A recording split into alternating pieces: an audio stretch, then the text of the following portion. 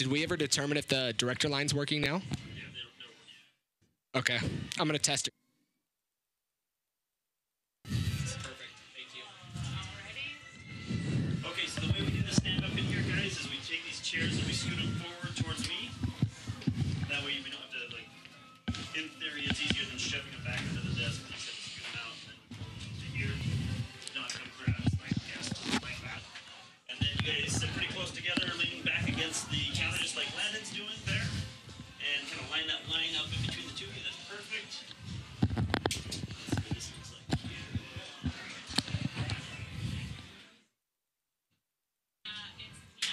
Oh, 2 lights is bad. You've been drinking? I got blemishes from this weekend. Was that a fair comment?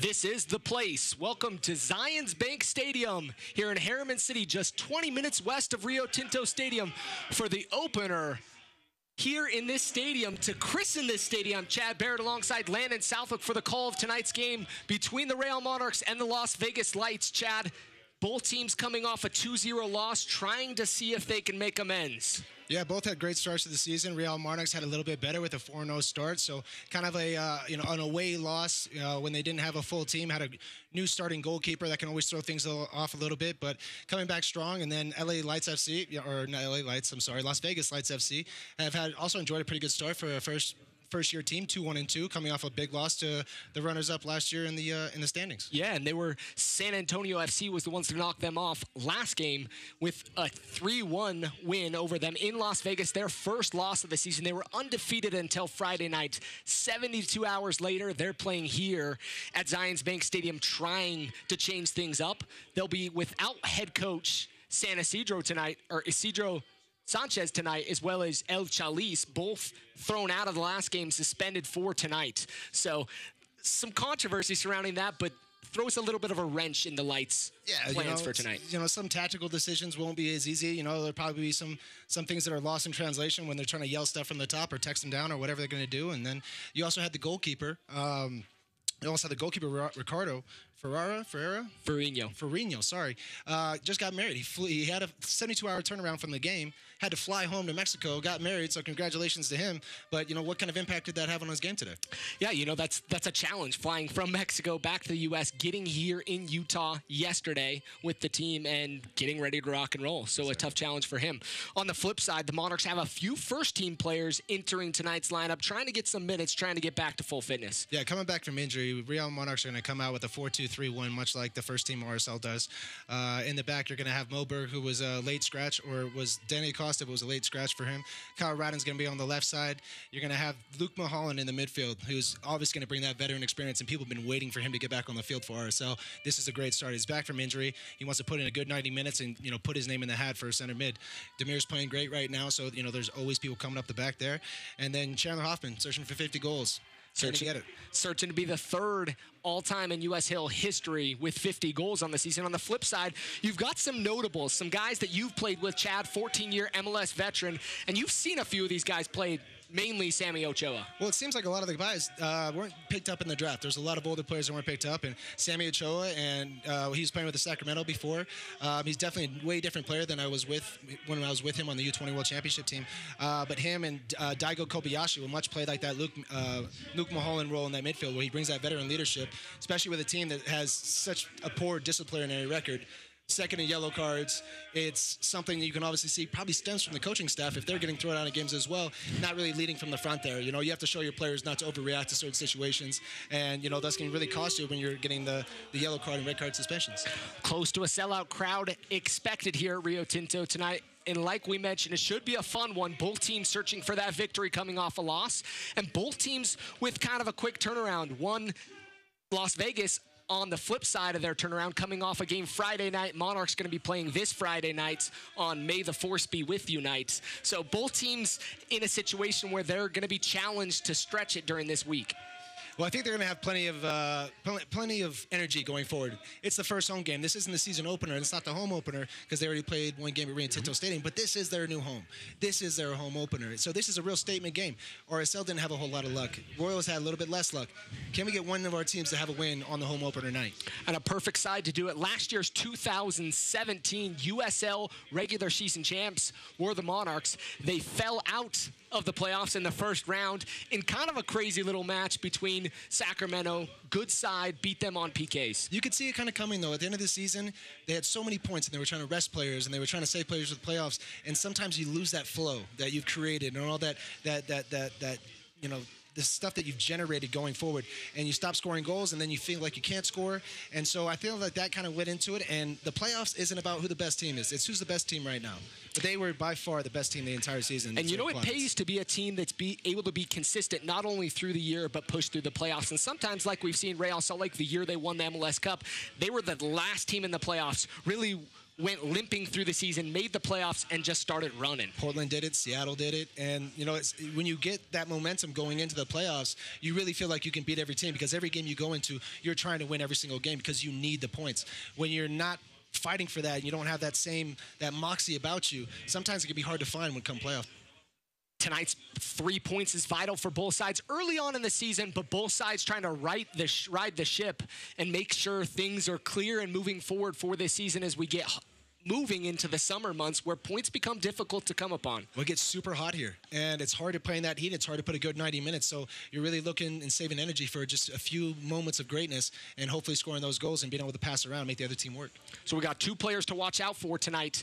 The first, on the flip side, on Las Vegas Lights, Carlos Alvarez, a guy that's been playing well so far, 5 appearances, 2 goals and 2 assists. He's kind of their engine, their playmaker, a guy to keep an eye out for. That's what you need to find when you get a new team and a bunch of new players. Who's going to be the guy that we can count on? Who's the guy that scores the goals? Who's the guy that we can pass to the midfield that's always going to keep the ball? Who's the defender that's never going to get beat?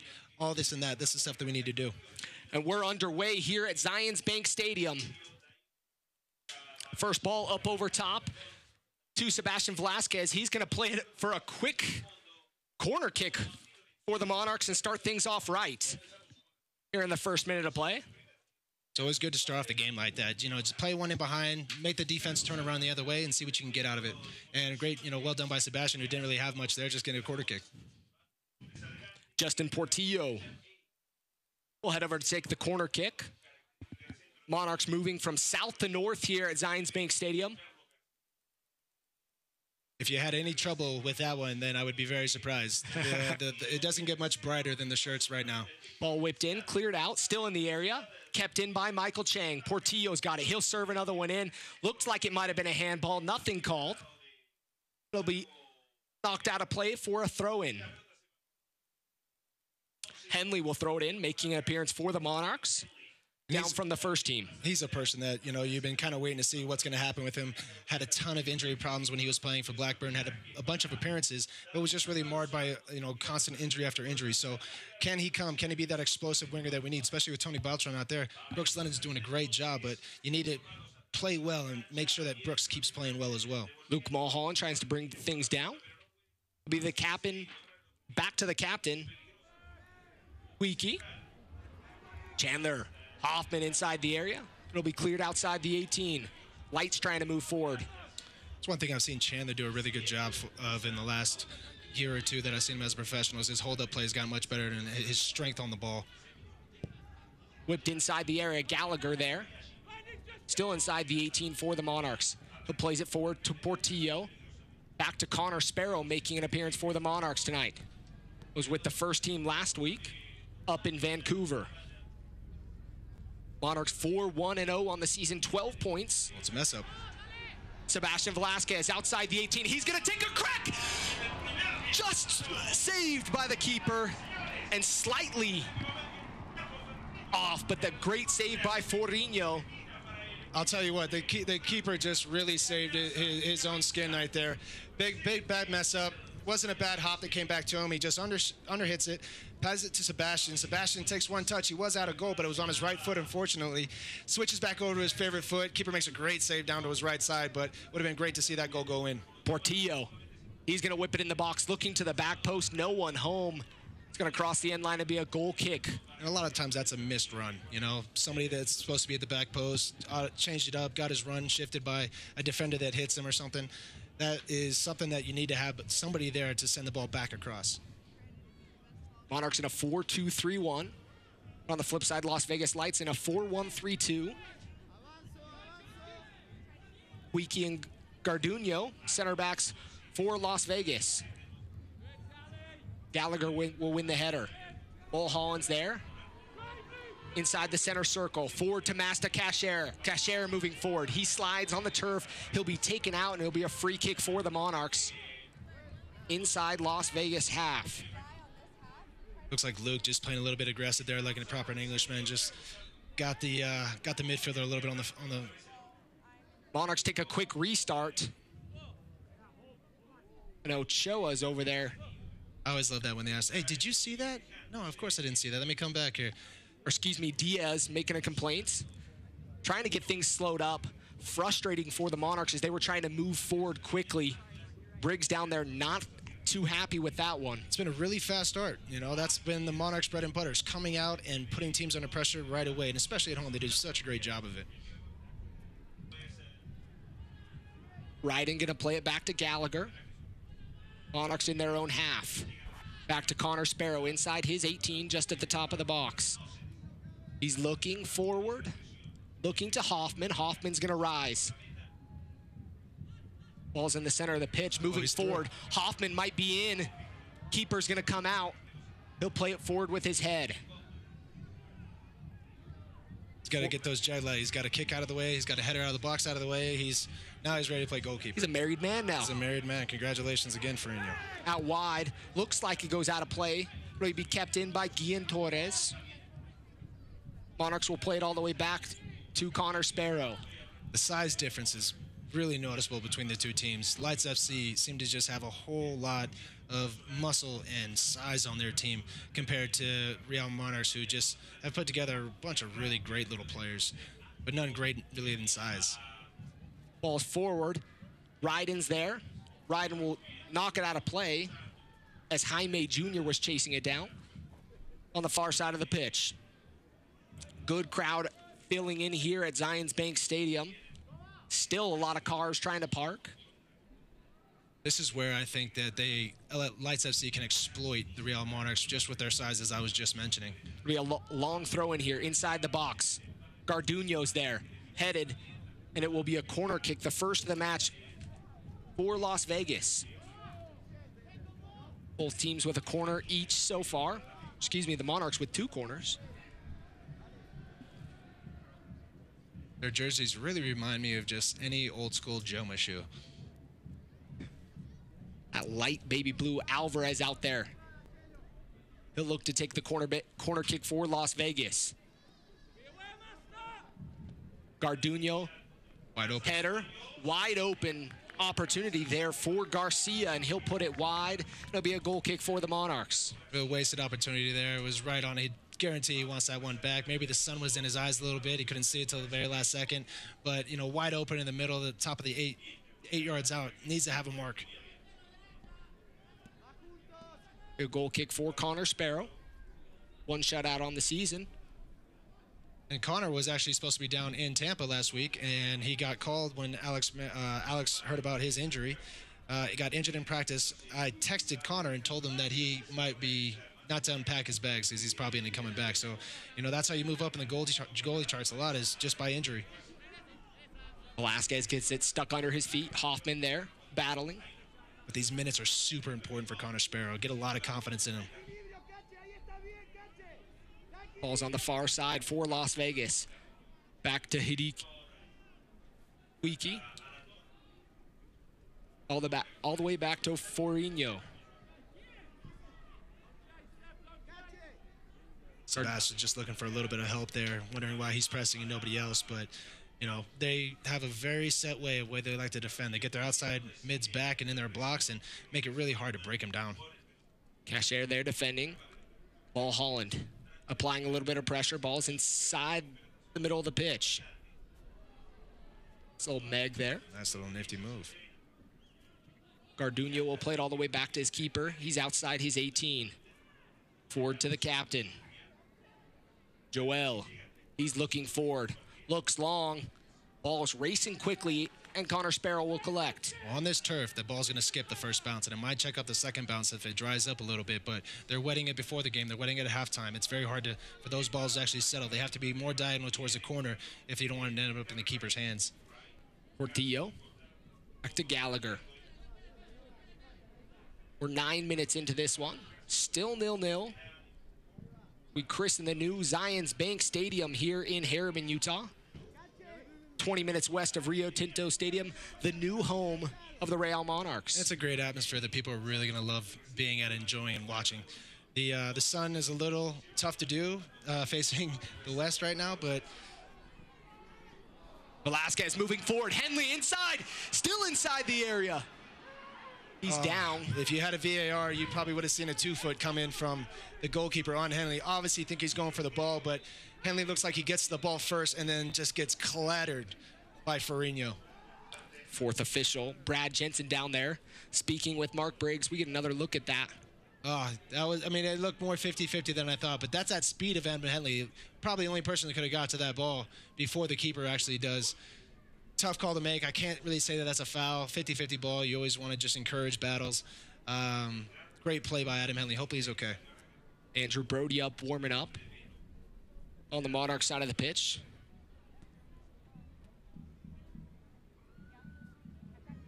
But I mean, what a perfect night after the day that started today, you know? 38 degrees and snowing when I woke up this morning, and now it's 65 and just beautiful. Maybe a little chillier than 65. Maybe 65 in the booth with us. Yeah, probably. About 55 outside. It's a tight little spot in here, so it's kind of warming up like a sauna. Both players up. Trainers stepping off the pitch. Marshall Stoddard, the trainer for the Real Monarchs, walking off with Adam. Henley looks to be all right. Ferrigno looks to be all right. Just like we were saying, he's been marred by injuries, so you don't want to see something. He's been pulling hamstrings and knee injuries and everything like that, and then you don't want to see something as simple as him just going into a 50-50 ball and losing it. He goes in very hard when he tackles, so you're obviously not going to always be protected when you're doing that, and he caught I think he caught one of the bottoms of the cleats of Ferrigno on that one. Monarchs will play a man down for a quick second. Henley gets waved back on. It'll be a goal kick for Las Vegas Lights. I'd like to thank all those of you tuning in tonight on KMYU or on ESPN Plus. Thanks for joining us. Luke Mulholland in the midfield. The Lights with possession, looking to move forward. A bit of a miscommunication. You can really see the way the Lights are trying to build out of the back. They like to open up their center backs wide, play it out to one of them, and then they get their four big guys forward and just lump it down the field. I feel more pressure needs to be put on their defenders when they're getting that ball from the goalkeeper to prevent that service. Michael Chang looking forward to Chandler Hoffman. But we headed forward. Luke Mulholland there defending. Kobayashi be given away to the Monarchs. Monarchs moving into their own half. Master Cashier moving forward. He's got Mulholland. Mulholland with plenty of space. Mulholland will take a chip just over the bar. Cheeky Englishman. That would have been beautiful if he pulled it off. It looked like he was about to rip one. He had Chang out here to the right, who probably would have been begging for that ball. Good attempt by Luke Mulholland, just over the bar. Shows his class a little bit. If he had had more minutes at this point, I could see that going in for sure. Garduno flips it forward. Chang will settle to Henley. Back to Portillo. We'll play it all the way back to Connor Sparrow inside his own 18. Lights are very aggressive at stepping to Connor when it's there, instead of just allowing it to come to them. A lot of wasted energy in my eyes. Chang, a nice little move there. His pocket pick for a quick second. Luke Mulholland. He'll collect. Defended tightly by Jaime Jr. from behind. Portillo all the way back to Connor Sparrow. Big gaps in there that Luke could find. Can you find that one? Get him, get out, get somebody else in there. Even have Chang come in from the outside. It's an easy position to fill if he moves. We have foul on Sebastian Velasquez. Connor Sparrow's just not really getting a whole lot of help from off the ball movement once he gets the ball. I think that everybody else is expecting the defenders to get the ball, and they're not reacting the way they should. It'd be better to see more moving in and out, so he has an easier pass to play. Garduno stand over the free kick just inside his own half. Looking forward out wide. Ryden's there. He'll win the header. Playing it forward to Hoffman. Hoffman tries to flick it on. He'll apply pressure now. I think Hoffman was a little surprised there that he had so much time. He turned around. The guy was 10 yards off him, but he's been really up his back the entire game. So, that can be good for a defender, anybody out there. If you hit the forward early, sometimes he doesn't want anything to do with the physical competition. Chandler's massively oversized to these two center backs. It almost looked like it was one of those that checked up as well. Yeah. Maybe caught him a little off guard as he's trying to get used to this pitch. You're going to get a bunch of new bounces that you've never seen on turf, and that just happens on turf. But new turf, I mean, you could stub your toe and you swear you just hit a stair. I was talking to James Moberg as he was getting wrapped before tonight's game, and one of the things he mentioned is they've still got to play in this turf. It's still just fresh, new, has a lot of play to it still in the true sense of the way turf is. Lights inside, whipping inside the box. Henley, open header just over the crossbar by Alvarez. Pretty high, though, as well. These are the little things that Adam needs to sharpen up. It might not look like he does a whole lot wrong there, but not attacking the ball. He allows the outside mid to come in behind him unchecked, and get a free header. And if he was better with his head, that could have been on goal, and it would have been a header from 6 yards out. He needs to step into that and send that back to where it came from. Not a bad-looking opportunity for the Lights here early on. 15 minutes into this one, Sebastian Velasquez moving forward. Always tricky on the ball, Sebastian Velasquez. That one got a little away from him. He really excels on grass, I feel. All the skillful players like Sebastian really just, they really show their stuff on grass. And, on turf can be really hard. Obviously, he's the maestro, and we're going to see some of that greatness tonight. But he'll definitely have some adjusting to do, just like everybody else. Ian Torres will have to throw in just across the midway stripe. Looking forward, Henley defending him. Be a foul on Portillo as Alvarez goes down. Game's kind of calmed down a little bit. Still getting some attacks here and there from RSL, but they need to find their passing game that they had when the game first started. Seems like it's drifted away from them. Lights are getting a little bit more comfortable, starting to impose their will a little bit. There's spans like that throughout the game, 10 minutes here, 10 minutes there. And LA Lights FC have kind of had the better of the last 5 minutes with the exception of Luke Mulholland's chance. A good opportunity, a cheeky little play there for him. Well, it's just, it's a great view, but it might be hard to see the goal. It's just nothing but panoramic scenery from what he was looking at. Green grass. Makes the chip even harder. Ball's going to be played to the far side. Design play here. Inside the 18. Gallagher there rises just outside the 18. Still shot up and over the crossbar. Not a bad look there from Carlos Garcia. I was waiting to see a more design play from this team. With the big boys that they have, I guarantee their coach has a bunch of design plays. And Spanish-speaking coaches, they always like to have a little bit more tricks than I say than the average. But that was a good play. Wheel around, play to the other side. It just changes where the ball's going to come in from, and only your big guys know where that ball's going. So can you get there before? The ball was just a little bit underserved. Looking forward to Hoffman. That's not going to be Hoffman's game tonight. He needs to realize that he needs to back up into his guy, and he needs to draw fouls. He's not going to win headers, but you definitely can draw fouls. These guys are coming up your back the entire game. They're going to continue to do it. Las Vegas really settled in here in the last few minutes. Chang. Watch him play long. Looking forward to Master Cashier. He's inside. He's all by himself. Going forward inside the 18. He's taken down. That's got to be a back pocket red card coming here. Why? I mean, great for Real Monarchs. That's going to be a PK. They're going to go up a man. But it just doesn't make sense to me why he turns him around. I think why he turns him around and grabs him. He's already on goal. He's going to make a shot. Have faith in your goalkeeper. He's going to call it just outside the 18. Second look coming in. They're not going to have the VAR opportunity, I don't think. But he does well. He cuts in front of his guy here, and it looks like he just starts grabbing him just outside. It's still a red card. He falls in, but the contact is made just outside the box, I think. It's a good call. Hard to see from where the referee was. I think he might have got some help from his linesman. It just doesn't make sense to me.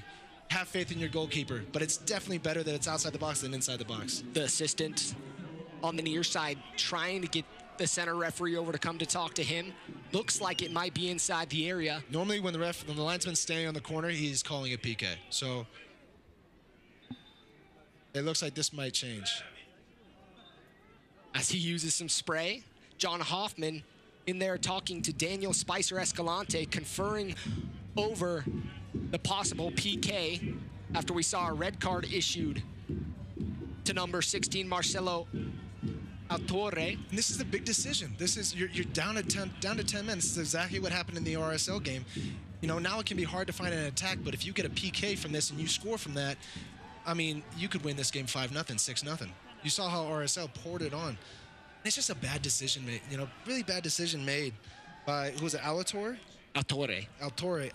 He just, I don't know how young the guy is, but that is a very young, immature mistake to make, and he's gonna get an earful from his coaches. that aren't even on the sideline right now. But the amazing thing is Monarchs just up in arms about it being outside the box.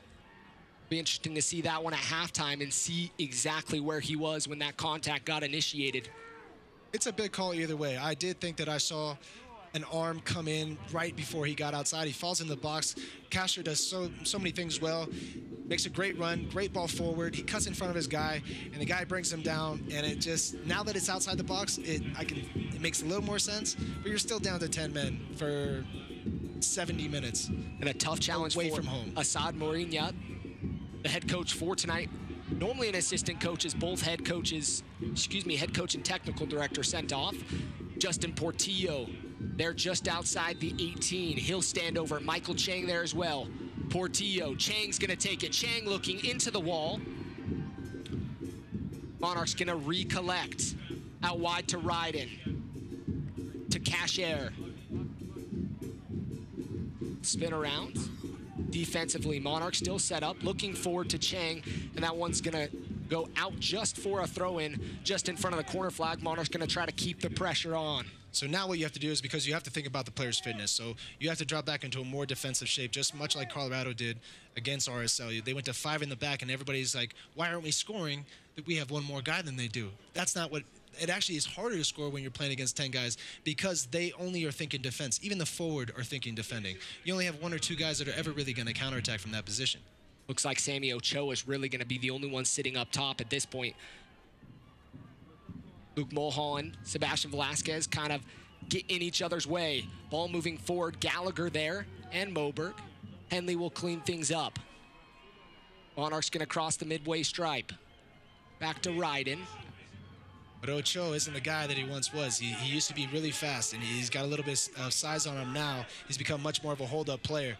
Can run a lot for a bigger boy, for sure, but he is a great friend. But playing up that spot by yourself, you're going to have to be a hold-up maestro all game.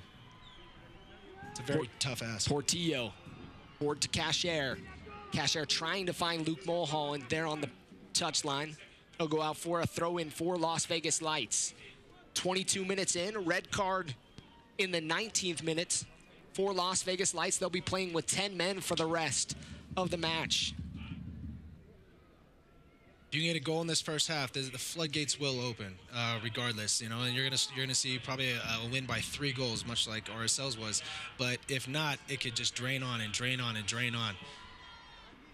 And you're hoping who's gonna step up, who's gonna be the guy to score this goal and alleviate the pressure. Guillen Torres.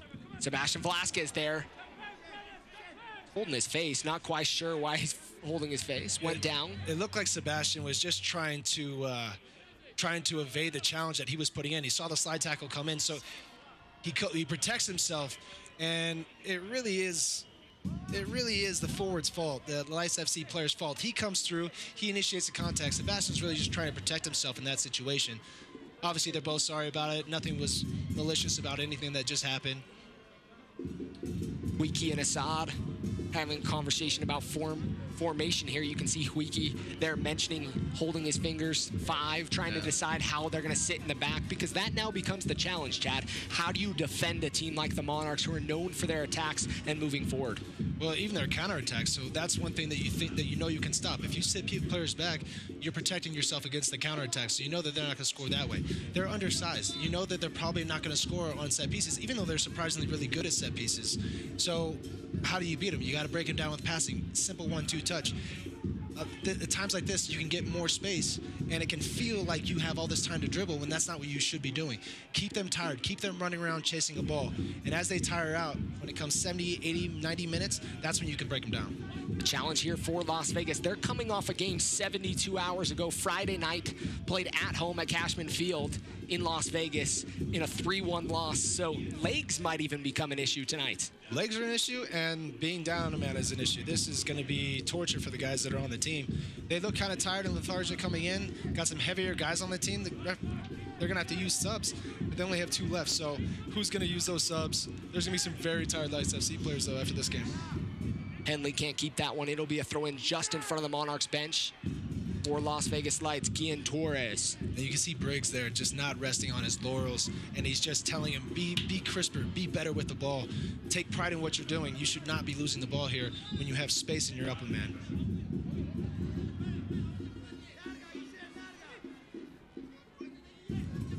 Ball forward, Moberg's gonna settle with his chest. Moberg to Portillo. Portillo inside the center circle, looking forward to Cashier. Monarchs have done a good job getting wide tonight so far. Mulholland down from the first team, looking forward to Hoffman, trying to find that space in between the center back and the outside back. Chang's gonna chase forward and he'll cross the end line for a goal kick. That's what comes with playing on a new turf field. Sometimes you don't know what's going to happen. Hoffman might have been able to turn around and actually run with that ball a little bit, but he ended up thinking that it couldn't get there. Chang did the same thing. He thought he could get there. He slowed down a little bit. The ball's going to check up sometimes, and sometimes it's going to skip out, depending on what time of the half it is. Garduno played every minute of the season so far for the Lights, sitting on 4 yellow cards, as well as his center back partner. Great ball. Cashier moving forward, trying to go 1v1. He'll get slowed up, looking forward to Mulholland. Mulholland forward to Chang. Chang out wide to Sebastian Velasquez. He'll cut inside the area, just outside the 18. Takes a crack! Just over the bar. Ball had some smoke coming off it. He absolutely crushes this as he comes around the left corner. Really good build-up play.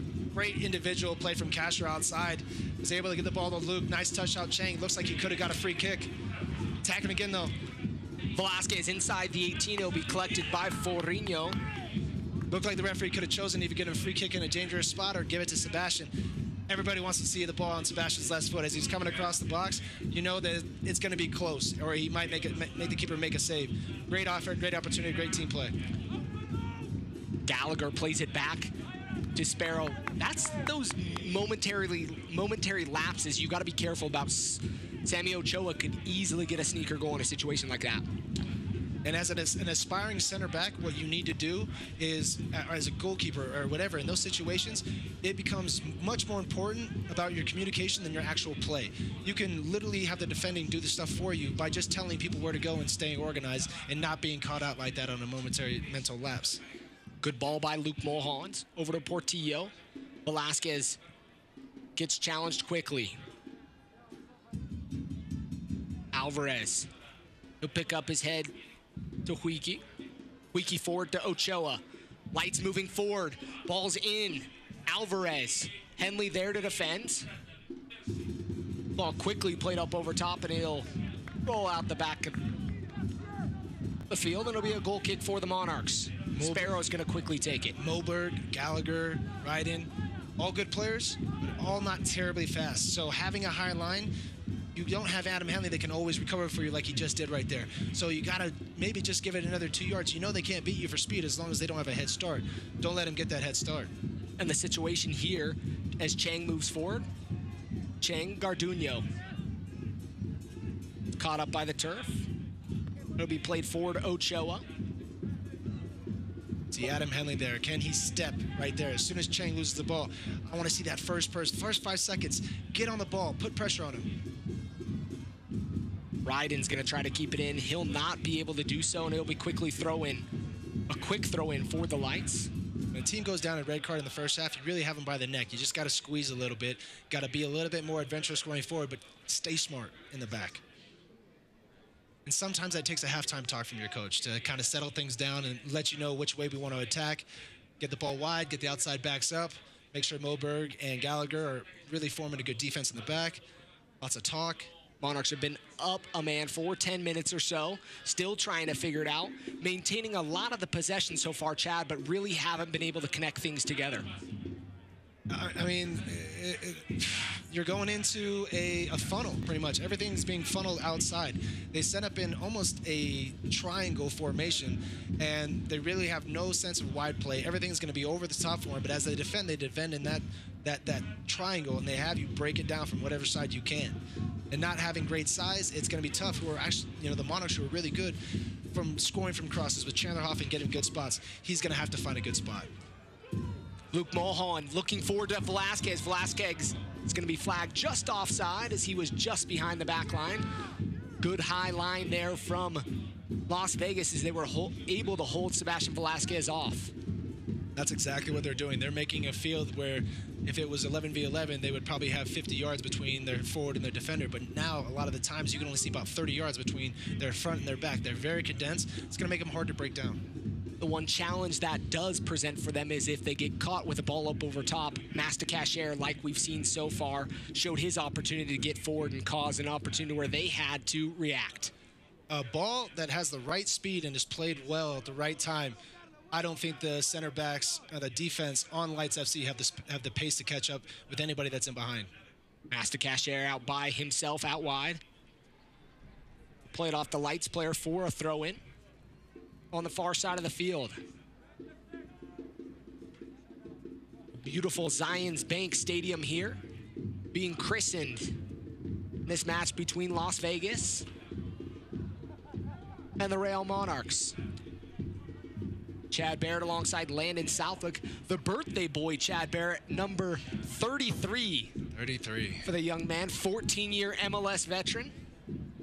It's been a great day, great weekend.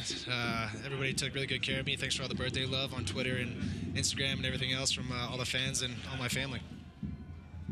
Find us both on Twitter if you'd like to have a conversation with us through tonight's game.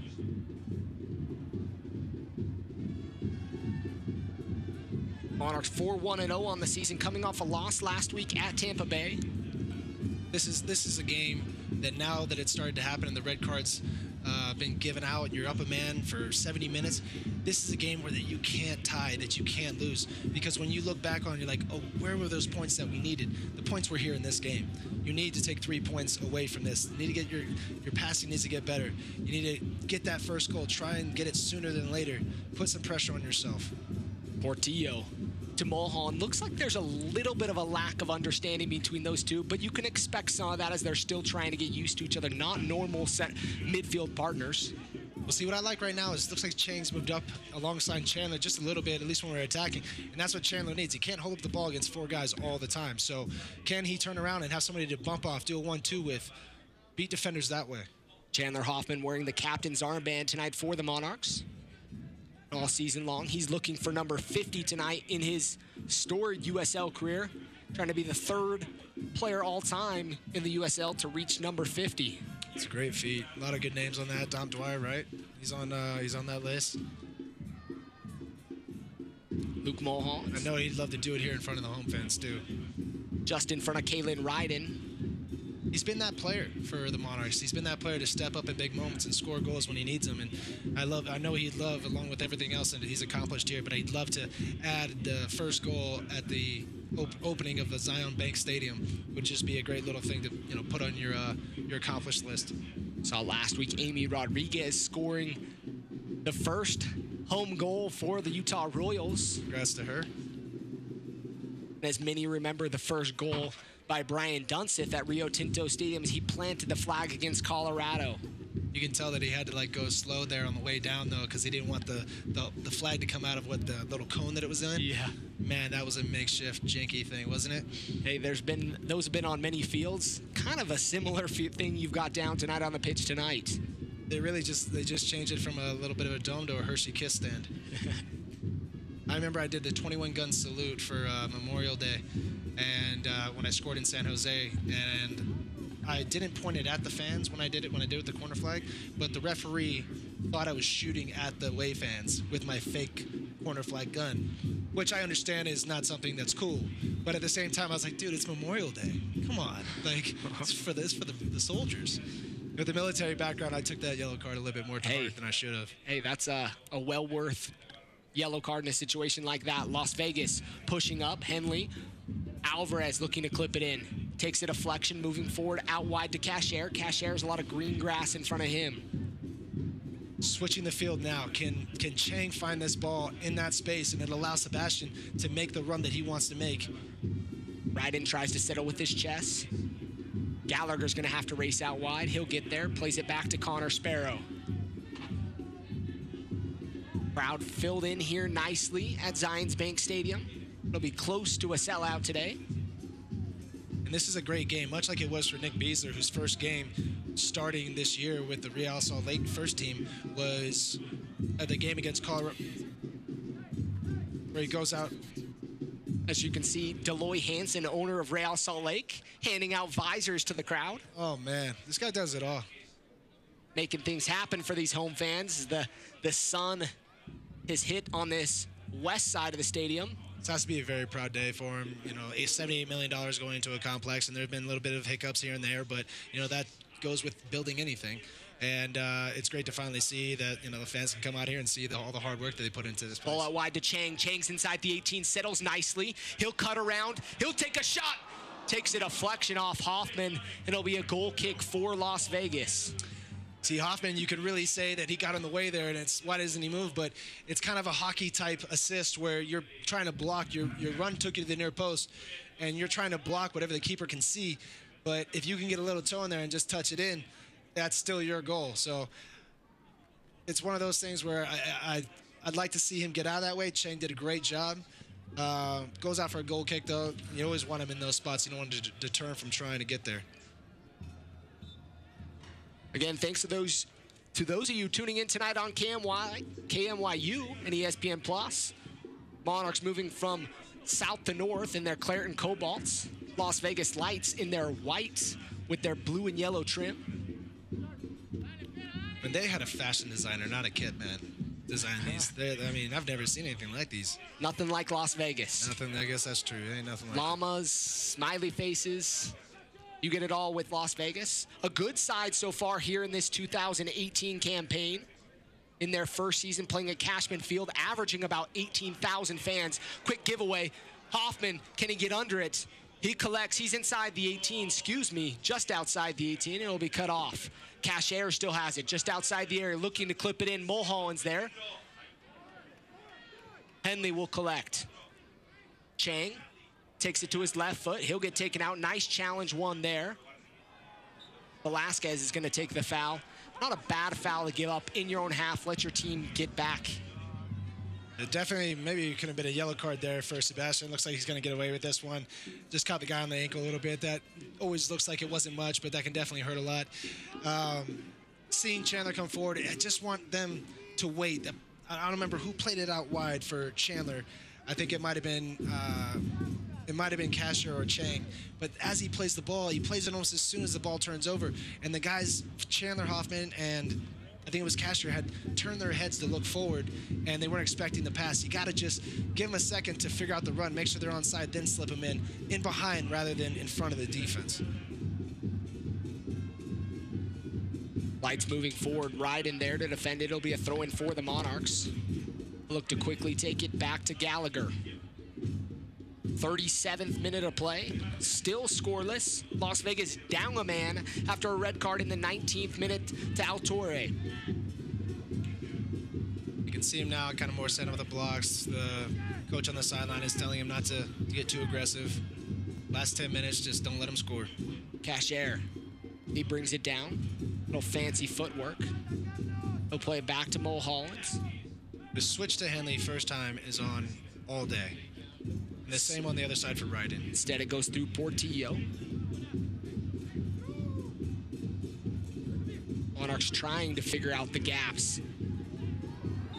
Portillo pushed from behind by Ochoa. Ochoa is going to be called for the foul just in front of the Monarchs bench. And you see future in Portillo. If I hadn't watched him at all play before this, you can see right now, as he gets the ball, he's pointing to his teammates, telling them, here, go here. This is where I want to play you the ball.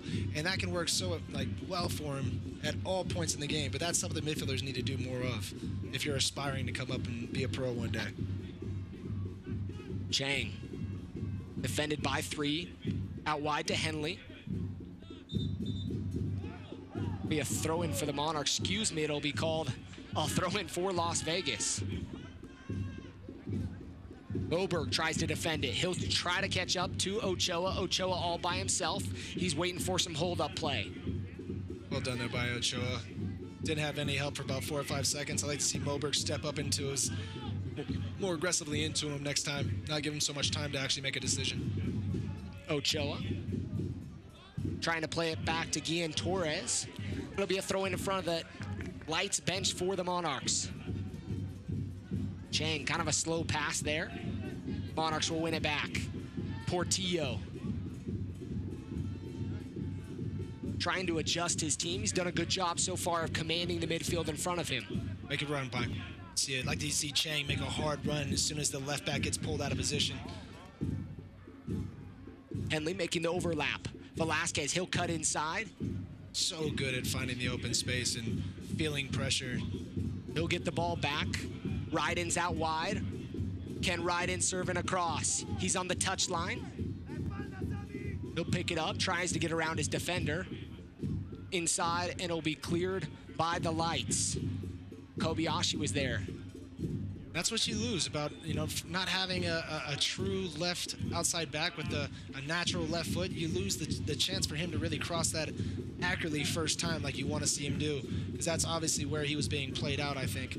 And if he can whip that in first time, the runs are being made. Nobody has to recycle their runs. So can we, I don't know, it's almost worth it just to try and swing the left one there while the defenders are still facing their own goal. Opportunities for both sides so far. Monarchs had the better of the opportunities so far through 40 minutes. Neither team has had a real joy in the box with the ball. A lot of the stuff has been from outside the box and, always gives the keeper a chance. But, it turns out that red card that he took was, maybe smart. Maybe Casher would have scored that one, but definitely puts him in a little bit of a hole. Monarchs, silly giveaway in the midfield. Portillo, Ochoa holding it up nicely.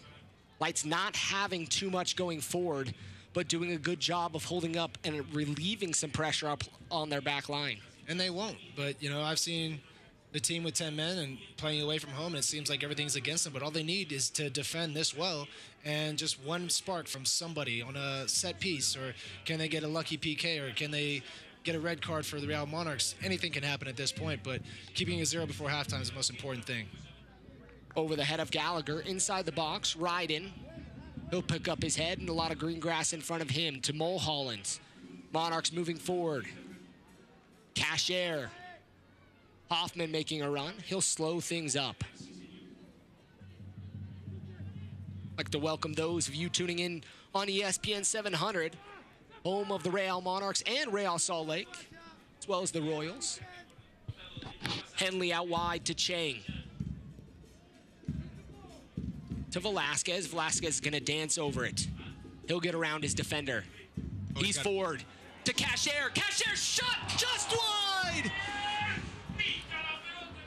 His first touch really didn't come around to where he wanted to. I think it was Hoffman that made a great run across the box, opening it wide open for Cashier. Great little ball inside from Sebastian, finds that space, feels that pressure nicely, slips Cashier through. He takes a touch a little bit back, and he goes to rip it, and I think he just couldn't get his foot around it in time. Keeper did really well to close down the space, though. Ricardo Ferrigno coming out, making himself big, making it so Cashier couldn't put that away simply. Gallagher will play it back to Sparrow. Good opportunity there for the Monarchs. See if they can get one here in this first half. Chang, a nice cut back there. Able to get it to Velasquez. Velasquez picks up his head. Cashier's wide open again. Cashier inside the 18, looking to Hoffman. Hoffman just in front of him, and it'll cross the goal line. It'll be a goal kick for the Las Vegas Lights. Just what I was saying about Ryden, that opportunity and that option to have somebody that can serve the ball in first time with his left foot. Great play, great ball out by Sebastian, great ball back in by Cashier. Hoffman's coming in just a little bit late, but that's exactly where he needs to be. That was his bread and butter last year. Scored a ton of one-touch goals from inside the 6-yard box. He knows where to be. That was just a little bit off, but so close to going up 1-0 almost on the back of Cashier's opportunity. Got a few Real Salt Lake players playing for the Monarchs tonight, getting opportunity to get some minutes. I know we don't get to talk about that a lot, but that's an opportunity of having a team like the Monarchs. You're able to loan players down and get them some minutes when they're not seeing the field with the first team. Yep, or coming back from injury for whatever reason. It's always a good thing. We had the reserve league when I was first starting out, and you're playing games every week, and that's important because you can really lose form and use the speed of play. Chang looking forward. Chang just outside the area. Cashier to Velasquez. Velasquez, he was held up there. It'll be a free kick for the Monarchs just outside the 18. Kobayashi fouled him. It's not always an easy thing to pick out from the referee, so, really well done there. But this is the opportunity. This is where I would love to see someone like Sebastian Velasquez or even Chandler Hoffman step over this ball and hit this. I know Portillo likes his chances here. Was it Chang hit the first one into the wall? And it's just been the whole thing with Albert. You wonder, he always takes these big, long run-ups, but then his goal against Colorado, his free kick goal was just perfect. He just saw the keeper a little bit off his line, took 2 steps, and he's so accurate. You don't need to take a big run-up. Sometimes the distance just on the 18 is difficult. This one's a little further out, a little more room to work. Don't have to get the ball up and down so quickly. Yeah, these ones are more likely, especially with a wall that's big like this, they like to jump. You're much more likely to get something as a deflection than actually getting it over a wall because it's so big. Portillo puts it just into the heads of the line, and there's going to be a player down. Hopefully he's okay. Looks like he took that one right in the face. Diaz. Concussion protocol, get somebody on there, make sure he's okay. Also, it's a great time to kill the clock as well. So, 44 minutes, you've been working your tail off. Just get there, sit back, use this till halftime. We're approaching the 45th minute of play. We'll have 3 minutes of stoppage time announced here in the first half. Monarchs still playing a man up. 4 minutes. We're doing hand signals in here to make things happen. 4 minutes of stoppage time here in this first half between the Las Vegas Lights and the Real Monarchs.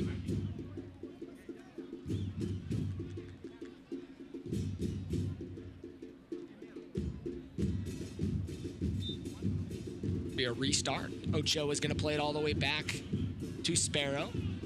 I bet you the person that can't wait for halftime the most right now, doesn't want the 4 minutes, is probably Mark Briggs. He wants to get his team in. He wants to talk to him. He wants to let him know how we're going to attack, how we're going to play. They're starting to figure it out towards the end of this half, but how do they continue and get better?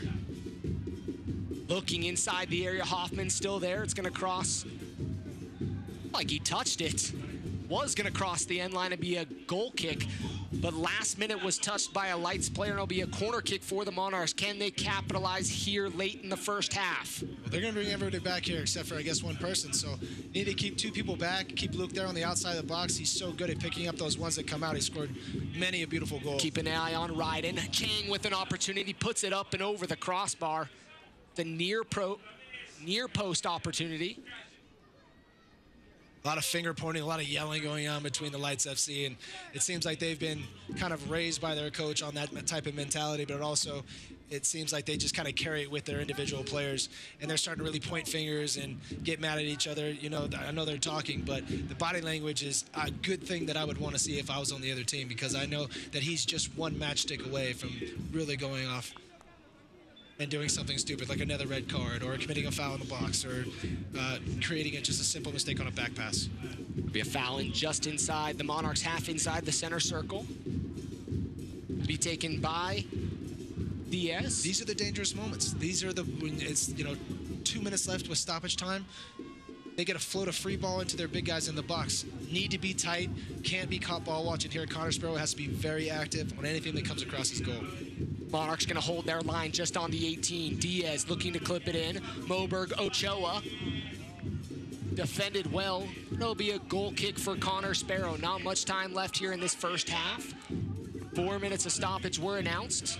I mean, it didn't come to anything, but still having your back turned to the player that the ball falls to, that can't happen in the box. You have to make sure that you have your own mark. Worry about yourself. Don't let your guy score. Ryden picks up his head. Looking forward.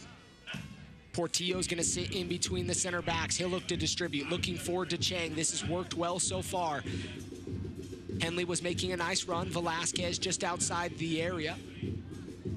He'll turn out wide to Ryden. Ryden to Cashier. Back to Cashier to Ryden. Ryden's inside the 18. Can he get an opportunity forward? It'll be cleared away by the Lights. Great play there by Ryden. He's really showed some great dribbling ability for a defender, I'll tell you that. He could play forward, I think, to be honest. Hey, he has 2 goals on the season. 2 goals in a game. He scores when we talk, when we commentate on the game. Let's see if he can put one in the back of the net tonight.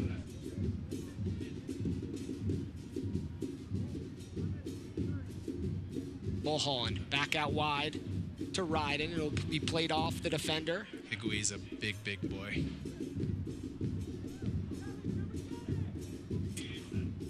Played for Cruz Azul and Pachuca. Chang picks up his head, looking forward to Hoffman. Farinha's going to come off his line. Did really well to just get a foot around that and actually put it in a really decent cross. I don't think anybody made any runs because they were surprised that the ball was so good.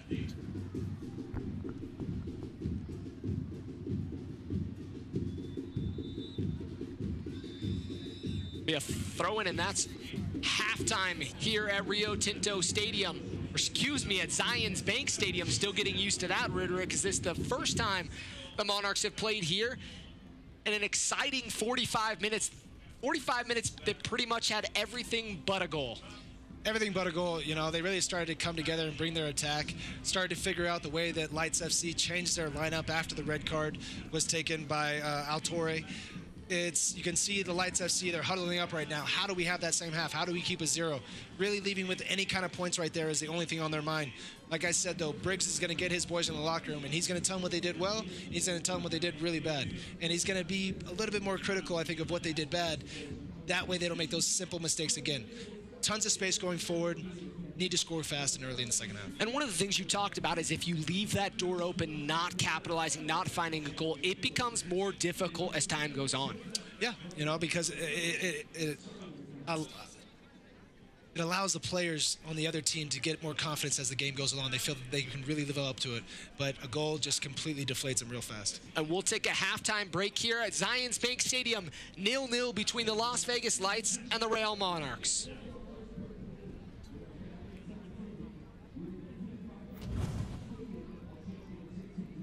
Welcome to the Breakdown once again. Thank you to everyone on social media that's given me positive comments, and I really appreciate the support. Here's episode 5, week 6 of the Breakdown. Canadian show job here in 2018. Played into the penalty area, some good give and go here. There's a shot, and they've opened the scoring. This team goal by North Carolina is fantastic. If you notice that there's always players on the move, they're always giving the attacking player who's got the ball an option to move. For Rios there, he has 2 or 3 options at the time when he received the ball, and he just found himself in extremely good space. But again, it's just the constant movement of the team, and it makes it very difficult for the defenders to track runners. Once again, it's a fantastic first-time finish, especially on turf, into the top corner.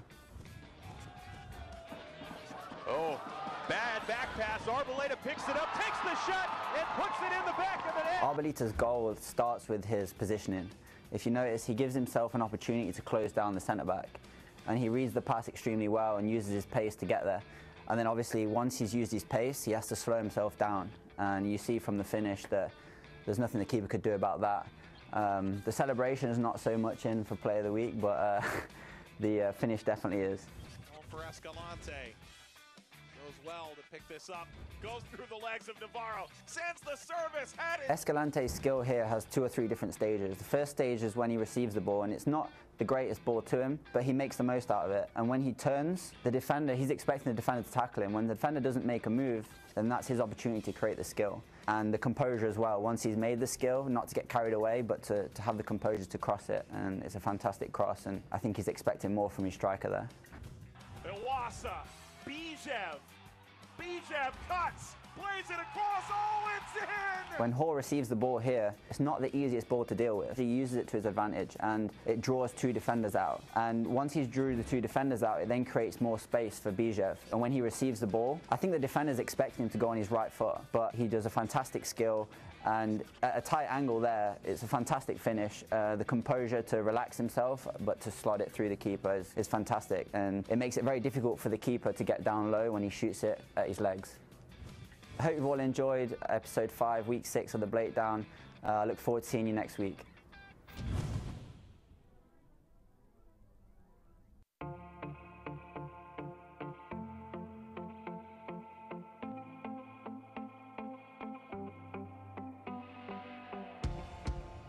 Hands down, is going to be one of the top venues in the USL. A lot of detail was put into it, and it's definitely a place that our guys are going to feel at home in. It's unbelievable to have our own facility, our own stadium, our own home. I think everybody's excited to get out there and to make it the same fortress as what we did last year with Rio Tinto.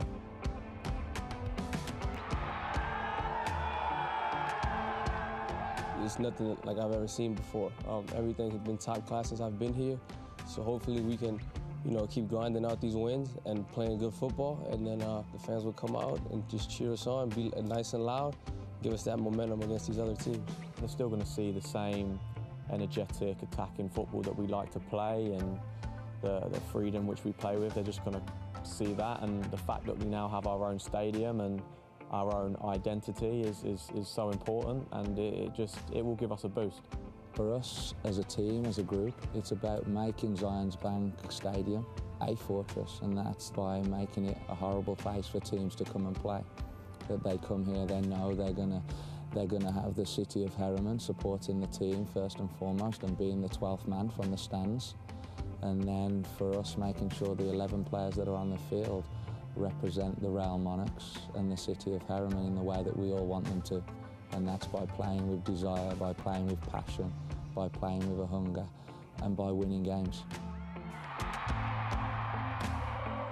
We've been talking about this for many, many years. It's just nice to finally have it in a position where we can say it's done. We're gonna have a home opener April 30th, and I think it just goes to show Deloy's committed. He's committed to the soccer community. He's committed to the fans. He's committed to give people the best possible soccer atmosphere that we can, and really, give people the opportunity to come and be a part of something great.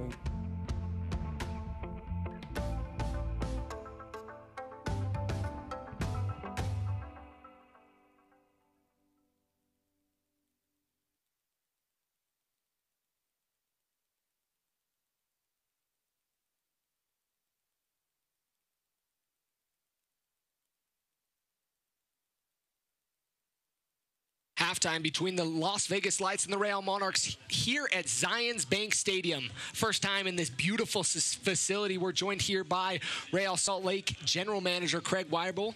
Thanks for joining us. Yeah, pleasure, man. I was all of 20 steps away, so it was pretty easy. I could see you a little ways away, but just put down your hot dog real fast. Come on over just here. ran over. He's eating. I don't think it's on. We won't go into that, but beautiful facility here, Craig. And we've talked a little bit about this on the broadcast. $78 million facility here, and it is just a beautiful state-of-the-art facility. Yeah, from top to bottom, we're still finishing quite a bit of it. Still putting the intricacies of the inside, but the psychology of how this whole thing was laid out, and just the professionalism of how the whole thing's laid out, the shared spaces and kind of the viewed spaces, if you will. Chad's been through the whole thing, and it's pretty awesome. And tonight's just another step in that kind of awesome parade of events that we finally have a game. 10 different fields here, if I'm not mistaken. 7 full-size fields. I think so. 2 inside. I counted all of them. The largest freestanding, pre-engineered building in North America. Yeah. Then a beautiful Zions Bank Stadium, 5,000-seat stadium. Yeah. What else does this place have to offer? Well, it was years ago we sat down. Deloy said, draw whatever you'd want, and I kind of drew it, and it was like with color crayons, and you're a kid, you're just like you're putting everything in there, and kind of got cut way back, and then as the project kept going, Deloy kept adding and quite frankly, this is beyond everything even I designed. But the space that the teams have to operate and to train and to succeed here is it's exceptional. It's something we don't see a lot of in America, so it's quite nice, and Deloy is owed all the credit. One of the things that doesn't get talked about a lot is the STEM school here. Yeah. I mean, it's something that's not quite mentioned. Yeah. We talk about the soccer Just that side awesome and what's high here, school education. but there's a high school here.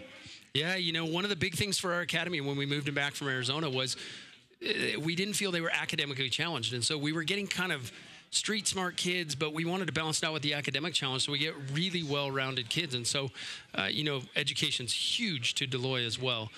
I think it was about a half of a conversation, not even a full conversation, and that thing was going. It's a charter STEM, and it's amazing, the way they do it. The kids live 300 steps from school and another 40 steps from their locker room and 10 steps from the field from there. So their lives are in a little bubble, but still. They never put jeans on. They just walk around in their RSL stuff all the time, which is great. Stepping away from the educational side, though, obviously that's very important, but how important is it for these players when your low numbers or you're doing a regen session, to have these players to be able to come into our practices, the guys that are playing well for the academy, and give them that exposure with the older, faster players and let them know that there's still levels there's still a step to go.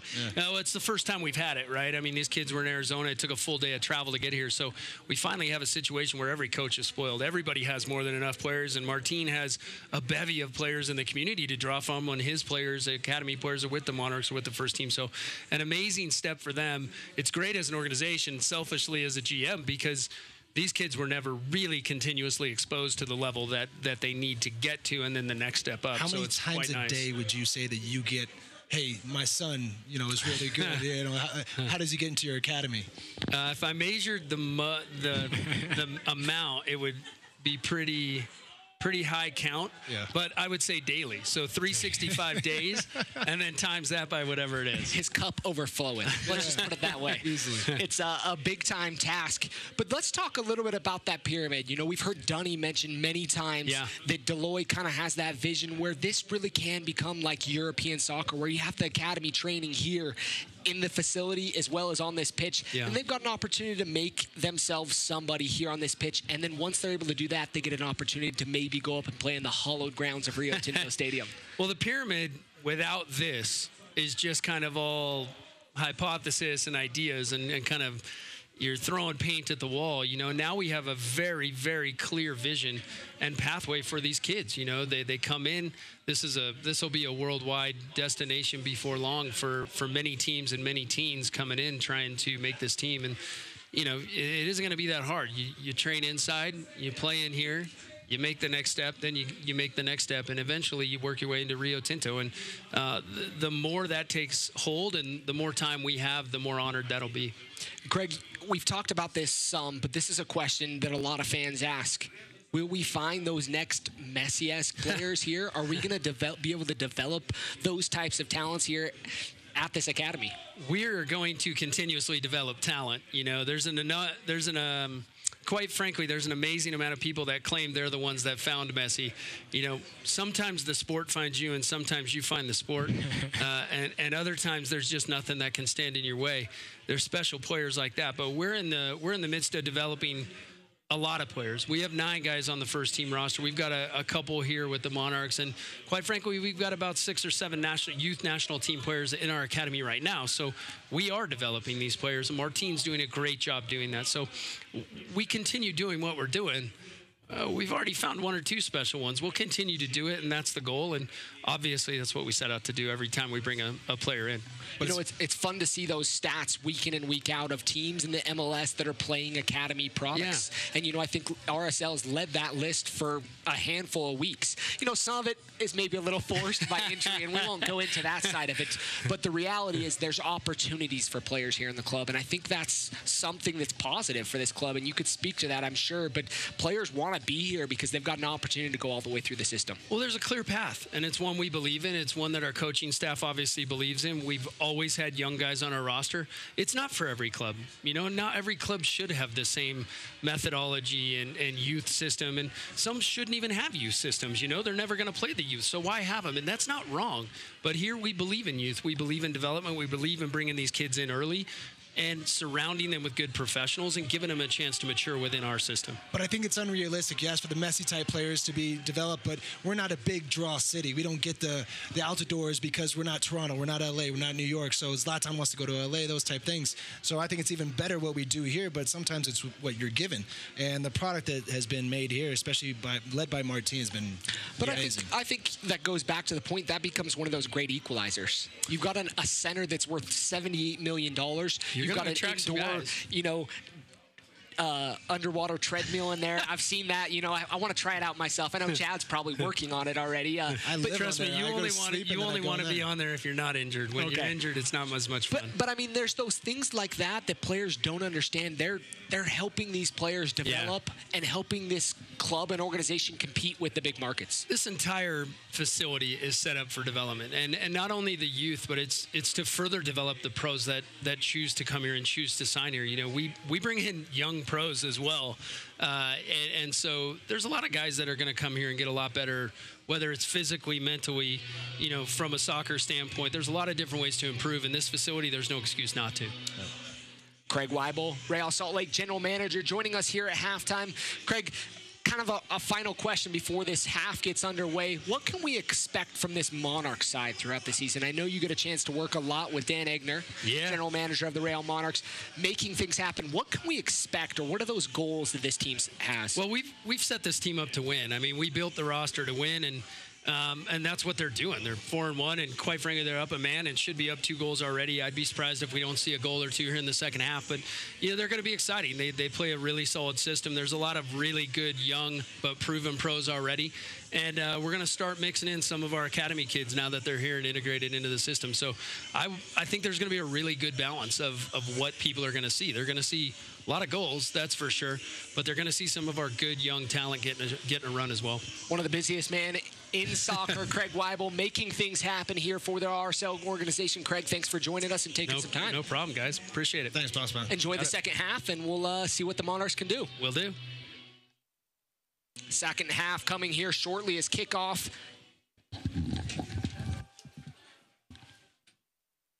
is making things happen. Cashier out wide. If anybody can hear that, I was telling Craig to enjoy his hot dog.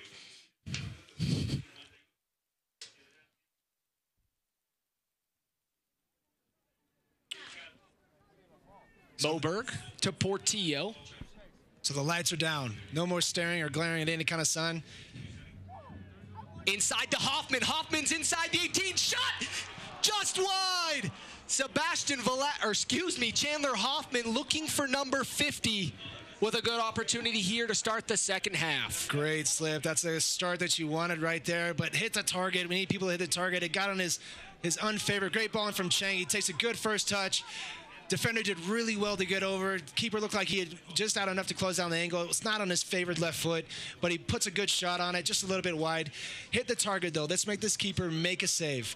Make him actually earn his money. He's made some good saves outside the box, the one on Sebastian Velasquez, but everything else has been off target for the Real Monarchs. Make him make a save, get people following and crashing. Looks like we have the same 11 and 10 on one side for both sides on the pitch right now. Like we mentioned, a good crowd on hand here for the opening of Zions Bank Stadium. Looks pretty close to a sellout, and Chang inside to Hoffman. Hoffman, shot, goal! But it's going to be called offside by the official on the far side. The AR is going to hold up her flag, and that will be disallowed. Delaying history for Chandler Hoffman. And you can see at the end of the second half, or the end of the first half and the beginning of this half, he really seems in tune, making good runs. Instead of getting those long balls in behind, they're slipping him in. He was just a little bit offsides there, it looked like. That was the second positive run from him in this second half in 2 minutes of play. Yeah, and you almost wonder if Lights FC you can tell they definitely went to a 4-4-1. It looks like they've been more organized in this half than they were in the entire second half after they took that red card. But now there's obvious channels between the defense and the midfield, and can they find those spots? Chang's been finding those spots really nice, slipping those balls through for Chandler running in behind. And, it looks like they're sitting directly in a 4-4-1, like you mentioned, a flat 4-4-1. Trying to cause some confusion maybe in the midfield. Soccer 101 and fundamentals of formations is 4-4-2. That's what everybody grew up playing.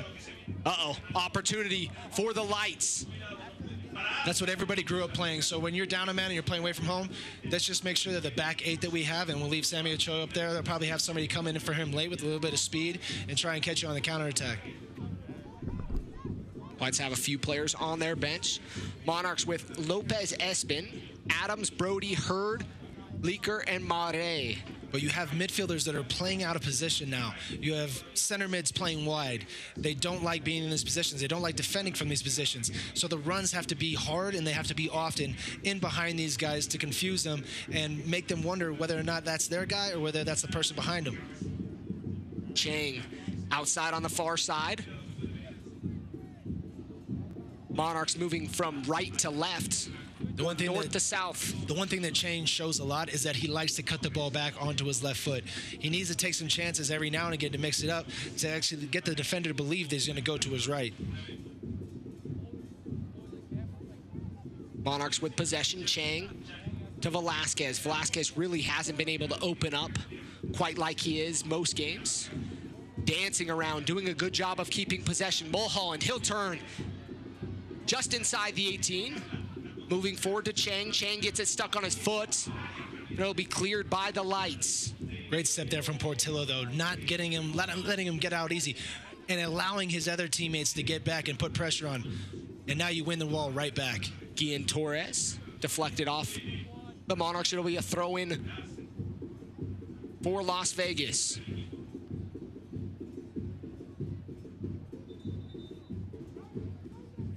Still 0-0 here in the 50th minute of play. And this is what you should be seeing. Hopefully there's no word for Connor Sparrow at this end, and it's just attacking. It's very hard to defend for 45 minutes down a man, but as the half wanes on, they're going to get more and more confidence as a group of 10. Foul called. Luke Mulholland goes down. And Portillo is going to play it out wide to Cashier. Cashier, he'll settle. Looking forward to Ryden. Ryden's inside the box. Playing it forward, looking for Hoffman. It'll be played out for a throw-in just in front of the corner flag.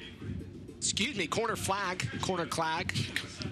I'm going to make up a new word. For Kalen Ryden, he'll throw it in. It could be said easy for Chandler to make that near post run, but a lot of times when he's up there by himself, it's kind of dealer's choice as you're running in. Sometimes the defender pushes you into that. You'd like to see him in that forward spot. I know Ryden wished he was there, but sometimes you just got to take a chance. And if he plays a good ball to the back post, he almost lashed on one of those in the first half. We're going to see a substitution made here momentarily for the Lights. Getting some final instruction. Zach Drake, the defender from Ottawa, Canada. Is going to be making an appearance in this one. This is a good game for a guy like Dan Henley that you want to see get minutes and you want to see him get confidence because he doesn't have to do too much defending, but he gets to work on more of his attacking game, which is very important to RSL's, the first team's kind of success is how good they were when Tony and Savarino were on that same side last year, and they created that connection, and that's what they're looking for between Brooks and Sava. Can they create that connection again? Two very different players, and having somebody with Tony's mind not in the game is a huge disadvantage. Moberg. And like we talked about, Chad, this is the time where it becomes difficult. Everybody's sitting inside their own half. You as the Monarchs team have to slowly break down those lines. Find those runs like Chandler Hoffman was making earlier. You need runs from the midfield. They need to come from wide, and they need to come from deep. Portillo needs to make him in behind Chang, Casher. Chandler needs to kind of play that focal point that keeps the two center backs in their space. Henley trying to get around his defender. It'll be too far, and it'll be a goal kick for the Lights. 52nd minute of play. Defensive substitution coming in right now. Drake's going to be coming on for Diaz. Diaz night will be done after 53 minutes of play. You can imagine that's being more of a defensive presence, hopefully to calm things down for the Lights, who've done a good job defensively so far, dodged a few bullets. Yeah, and Isaac Diaz looked like he was getting tired a little bit. That can definitely weigh on you. 72-hour turnaround, like you said before, and then coming here and playing on a new turf field. It's a pretty big field, 110 by 75. So you're definitely running around, bursting your lungs. Drake's going to slide in on the right side in the midfield for the Lights, as you're going to see Jaime Jr. slide into essentially that right back position. It was vacated by Altorre after his red card. The Lights moving forward. Portillo inside the box. He'll pick up his head, looking out wide to Chang. Chang's going to try to get the Monarchs on the break. It'll be slowed up by the Lights. Really good job to get back there, but you just want to see him play out of that. You don't have to dribble out of everything, and especially in your own defensive third. If that gets picked off, something could happen. Take your chances in the attacking half. Don't do it so much in the defensive half, I would say. But now you have a chance. If you took a quick throw and you have 6 on 4. See if they realize it. Velasquez picks up his head to Chang. Out wide to Mulholland. Mulholland keeps possession, looking inside the box. Velasquez there tries to do a Maradona. Can't get to the ball quick enough. It'll be a foul on the Monarchs and Cashier.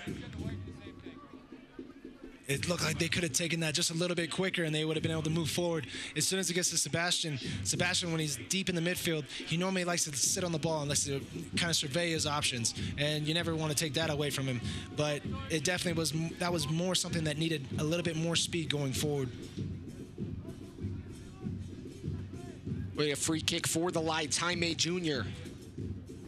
looking forward. Boberg will head it. Drake gets his first touch on the ball. Mulholland's going to go forward. Monarchs have an opportunity to break. Looking up over top for Velasquez. Not the type of play the Monarchs need in a situation like that. You can see Mark Briggs down there shaking his head. Really doesn't want to see those quick-driven balls. Get it wide and make plays happen. Just like I said in the first half, when the ball turned over and Chandler Hoffman, the ball was played behind him. This is the same thing, but they're actually making the runs, and they place the ball a little bit too early. There's nobody stepping to him. If he keeps going, the defender that he's running at that's occupied by Chandler is going to have to make a decision on which way to go. Luke hasn't played a whole lot. You know, that's not really something. I was a little bit surprised that I saw that from him. So as he gets more into the game and starts getting his feet a little bit better, you're going to see that chip go in. You're going to see a great ball played out wide. He's one of the best passers on RSL's team. Monarchs with a +4 goal differential on the season. Las Vegas Lights with a 0 goal differential. 8 goals scored, 8 goals conceded. Now you have your center back stepping way up following Sebastian Velasquez. That's something you should look to exploit. As soon as you see that center back go out, can you fill that space? Chang, he'll be tackled from behind, and that's going to be a yellow card shown here to Kobayashi in the 56th minute of play. Daigo just a little bit late there. It looked like he might have got his toe on the ball, but 2 feet, studs were a little bit exposed. You're going to get a yellow card for that one. He probably knows that he didn't get at him, but at the same time, you coming from behind like that, you're bound to get something. It's a trail leg that scissors. Definite yellow card. A little bit of an overreaction from him, if you ask me. 22nd yellow card shown to Las Vegas Lights here in this season. They're the 2nd leading team in the USL. Might be the first now. Have to clear that first guy. Have to get up over Sammy Ochoa. He's a big boy. He likes to stay in there. If that's in there, you have good ball. Portillo. Great ball. Looking to ride in. Defended well by the Lights. Still inside the area. Gallagher's up. It'll be cleared by Las Vegas. They're so big, and they almost aren't letting the guys make their runs. They're just being very physical and just keeping everything in front of them, doing a very good job defending on these set pieces. Moberg to Portillo. Portillo is going to pick up his head, looking wide to Cashier. Cashier is going to settle with his chest. He'll looks to get around his defender. It'll be an offside on Masta Cashier here on the near side. Portillo's really just been impressing me, every time I see him play. But his confidence, he could play the ball outside on the ground a lot of the times, but he likes playing those diagonal balls, and he's very accurate. And he just drops them in so nicely that the player actually can decide to do something with the ball or not. It's not just a 50-50 ball like Sammy Ochoa is getting a lot from his goalkeeper right here, where he's not winning a whole lot of them. Sparrow will collect to Portillo. Monarchs need to move the ball quickly in situations like this. Let the ball do the work. Well, they're not going to attack you. They're not going to approach you before you get about 15 yards. And I still say that 15 yards is maybe a little bit too high for them to be actually drawing their line. As soon as it gets across, though, you see them get into their blocks. But it does look like they've maybe changed out of the 4-4-1 into maybe more of a 5-3-1. One of those players looks to be marking Sebastian Velasquez, trying to cut off some of those runs so that he can't get creative as he's inside, just outside the area. Nice little nutmeg out wide to Chang. Chang keeps it in. He'll play it back to Velasquez. Velasquez inside the area. He'll be dispossessed, and the Monarch's going to recycle. Wow. Did you see the goalkeeper came running out on that ball that he played through? He takes some chances for sure, but he's been very good since he's come out. He's made himself big on a couple on Chandler Hoffman, Casher's opportunities. Made himself big enough to where he didn't have to make a save, but still didn't score. So he's been doing a great job. Maybe that marriage decision was correct. Yeah.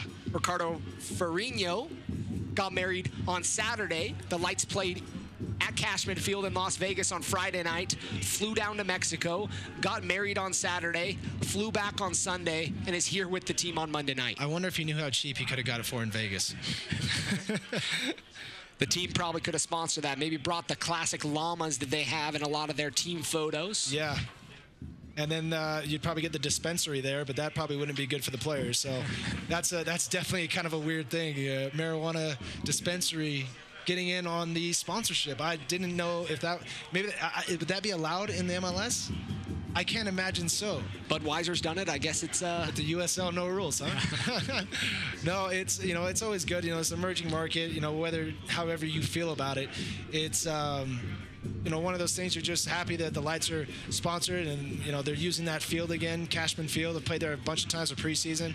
Fans are good down there, and it's a good game. Giveaway by the Monarchs. Opportunity for the Lights. Drake getting forward. Ryden chasing him down. Ryden using his speed, able to get in front of Drake. Drake clips it inside the area. No help. And that's frustration from Las Vegas. Easily, but I'm very surprised. I thought Ryden was a little slower than I thought. He showed some real wheels there on getting back.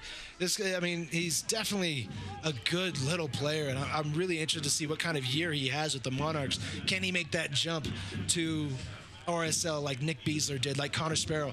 The path has been shown for everybody. This is a possibility. Ryden getting inside the box. He'll try to keep it in. It's going to cross the end line. It'll be a goal kick. Nick Beasler sitting a couple boxes away from us. Hanging out watching his old teammates. Last year was the captain of the Monarchs, led the side to a USL regular season championship. The Iron Man, right? That's what we called him. Brother and MLS veteran as well. I guarantee if I asked him that, he'd be like, I don't know, man. Humble guy. Very humble. From Overland Park, if I'm not mistaken. Met his parents. I think it was Craig and Linda. I might have butchered both those. If you're listening in, I'm very sorry. Very nice parents. They came out and watched his very first start for RSL this year against Colorado, and that was a big moment for him. Monarchs trying to settle things down. Good opportunities early. Looks like they're going to make a substitution here. Mark Briggs has seen enough of what he has out on the field and wants to make a change. Lopez Espin, after getting his MLS debut last week. Congratulations to him. That's always a big moment. Getting an opportunity here shortly. And, he's played a little bit with the Monarchs, but not as much as some of the other guys that played for RSL have done. He's a big question mark in a lot of people's minds still because they just don't know what he's going to bring yet. They don't know if he's a forward. They don't know if he plays out wide. They don't know how he's going to be used in Mike Peckey's format. But he's learning a lot. He's a sponge. He soaks it up. Smart player. He's got good feet for a big man. And he's a big man up top, which we don't really have. Somebody in the air. Can he be dangerous in the air against a team like this where you're going to get a lot of crosses coming in late in the game? Can he be the one to know? And he was a great college player, played at Creighton, did a good job at Creighton, scoring goals, making things happen, and still trying to figure his spot here in this RSL organization, see if he can capitalize on this opportunity. Probably going to see Chandler Hoffman's night be done here shortly. We hope not. He's had a bunch of chances. I know Chandler's not going to... He's not going to like the opportunity to be given to somebody else. This is his stadium. This is his team. This is his captaincy. He wants to play all 90 minutes. Monarchs still trying to find that first goal. Gallagher looking forward to Cashier. Farina came off his line momentarily. He is coming off his line every time. I don't think I've seen such an overzealous goalkeeper in a really long time. I would say that Buna Kandul was kind of like that in a way. Any ball that came over the top, he thought he could get to, and if he wasn't getting to that, he was kicking you. So I've got a few scars on my legs from Buna alone. Chandler Hoffman's night's going to be done. 63 minutes of play for Chandler Hoffman. As Lopez Espin is going to make an entrance. Now, so it's been, almost about 2 full games since they scored a goal. So, this is Ricky's chance to come on the field and really show what he can do and be that hero to get the goal.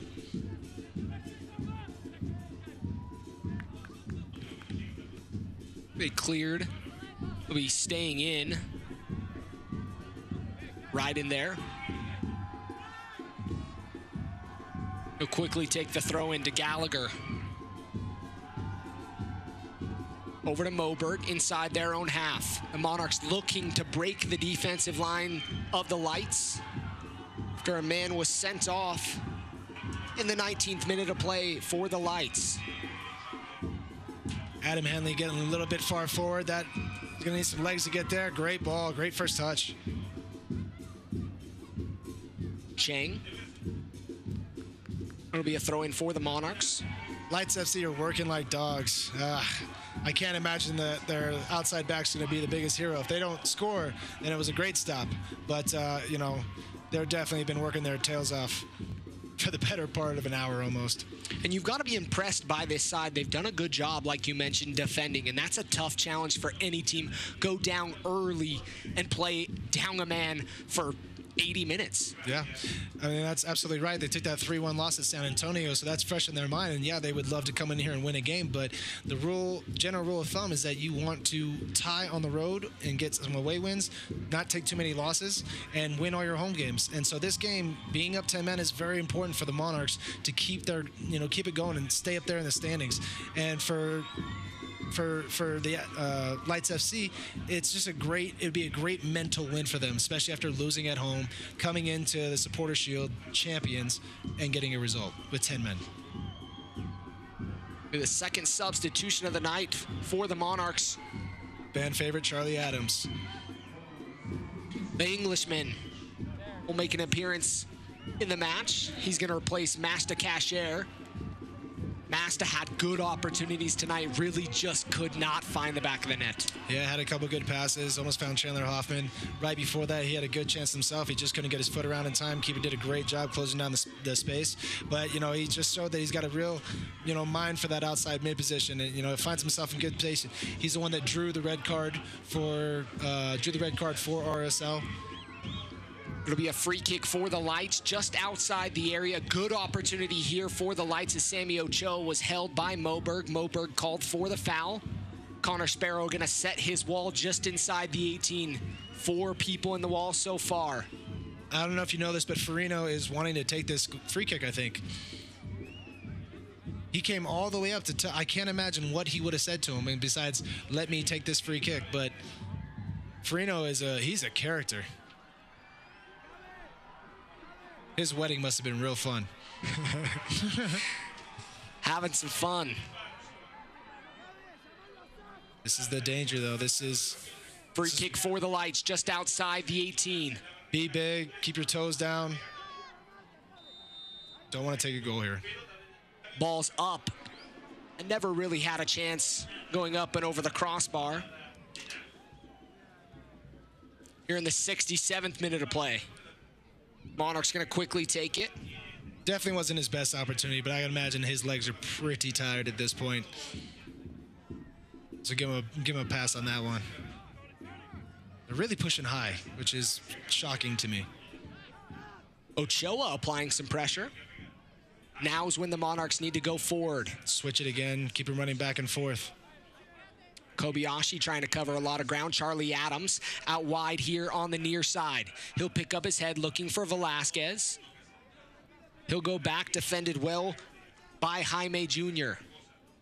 Velasquez is kind of a lot like Jaime Moreno, where he's almost as fast with the ball as he is without it. Some would say faster. Mulholland to Adams to Velasquez.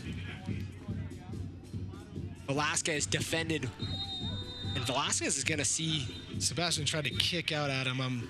So it was a free kick that way, and Sebastian kind of retaliated a little bit with the kick out to his back of his legs.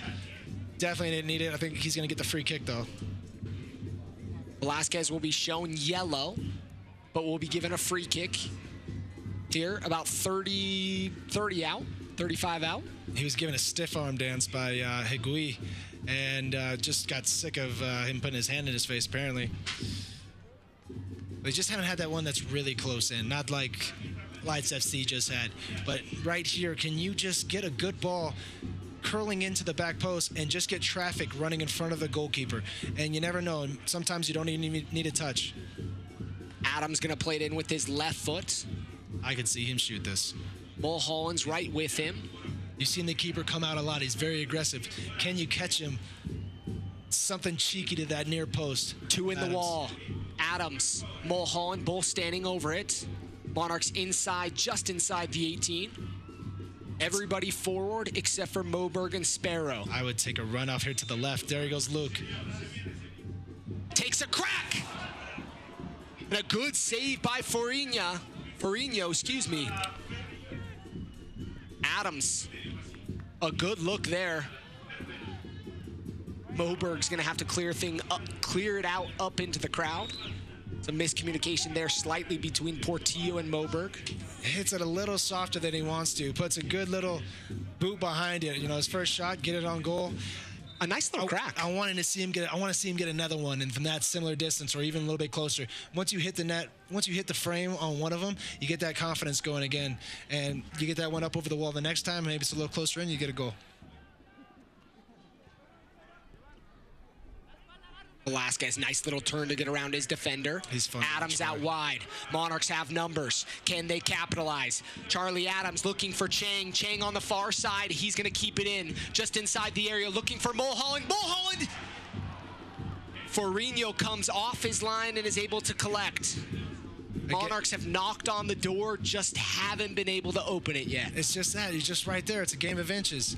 And Luke Mulholland makes a great run. It's not a bad pass, but Forinho is tenacious, to say the least, and he's off his line quick and closing down. He actually almost got the ball that went out to the left. He almost played left back to the ball that Chang received.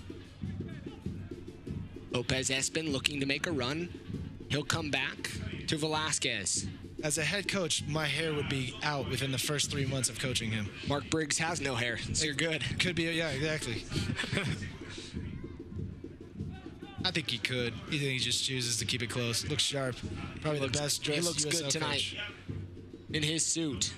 Riding out wide, trying to get around the defender. Might win a corner kick. Shouldn't be able to take 2 touches there. Get up his back. Make him kick it out of bounds, but don't let him turn upfield. Portillo. He'll turn over to Moberg. 70th minute of play. Monarchs have about 20 and change to see if they can find the back of the net. Adams moving forward to Mulholland. Mulholland will be cleared by Las Vegas. Been coming up the left side a lot. Not so much has gone down the right side. Been kind of just too one-sided. Need to open it up and find more switches. Mulholland. Can he get it inside the area? He looks. It'll be cleared out by Las Vegas. High and long. Ochoa is going to try to bring it down. Ochoa with the skill check. Not able to do so. Portillo. Monarchs still attacking. Out wide to Henley. And Luke, the people might not know, but Luke plays a great ball in there. It's a ball that he would have loved to get if he was at the top of the box. Velasquez takes a crack. Just wide. Just lost his balance on the shot. Not necessarily the look you want in a situation like that. You need to be a little patient. Not a bad opportunity or not a bad idea to take cracks to keep the keeper honest, but you have to look for the best opportunities at this point. But see, that's it. Is I'm seeing this goalkeeper and I'm seeing how aggressive he is coming off his line, so I know he's going to come for a cross. Can I get to that near post space before him and just have a tap into an open net because he's running past me? Right there, I always want to see Sebastian shoot, but you have Ricky Espin Lopez in there, 6'2". Can you get that and just chip one into the back post where you know he's at? It'll be a foul on Michael Gallagher. He's going to be told by John Freeman that he was pushing down on Ochoa. Ochoa seems to be going down easy in a situation like that, but in a situation like that, you don't have a lot to lose.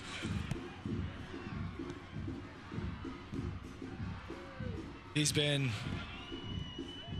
changed. He's such a different player. This Forinho guy has gotten more fitness, I think, than the center backs today. I'm loving this guy. He's going to play halfway between his 18 and the midfield stripe. This will be a free kick for the Lights. This is what they're doing, pushing the big boy forward. It's always dangerous. Still inside. Velasquez. He'll try to clear.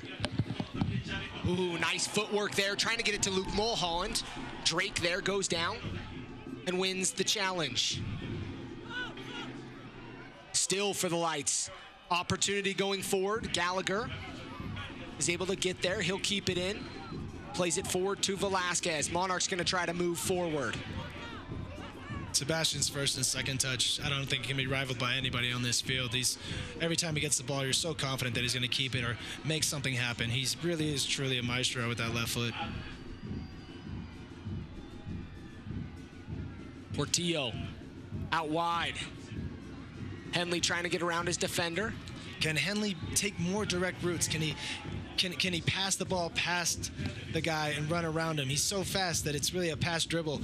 My good friend and teammate for a long time, Marvell Wynn, he was so fast that he would just kick it by you. He knew he had no skill, and he would admit to it, but then he would just explode past you. It was almost comical how much faster he was than anybody else on the field. Use your tools that you have, though. 74th minute of play. It'd be a free kick for the Lights. But now you're going to start getting desperate. Now you're going to start seeing more shots from outside that maybe the passer should be there. Need somebody to step up and take control of this game. Gallagher looking forward to Mulholland. Ochoa. That is blatant. It's got to be a blatant foul. Going up, no look, not even looking at the ball. I think that was the Gallagher. NFL penalty. That was the face guarding. Got to be. Portillo will play it out wide to Henley. He's got a lot of green in front of him. He'll take the space going forward to Chang. Chang looking for Henley, not quite on the same page, and the Monarchs will lose possession. Ochoa does a good job. Drake, who came on as a second half sub, still with his legs to Kobayashi.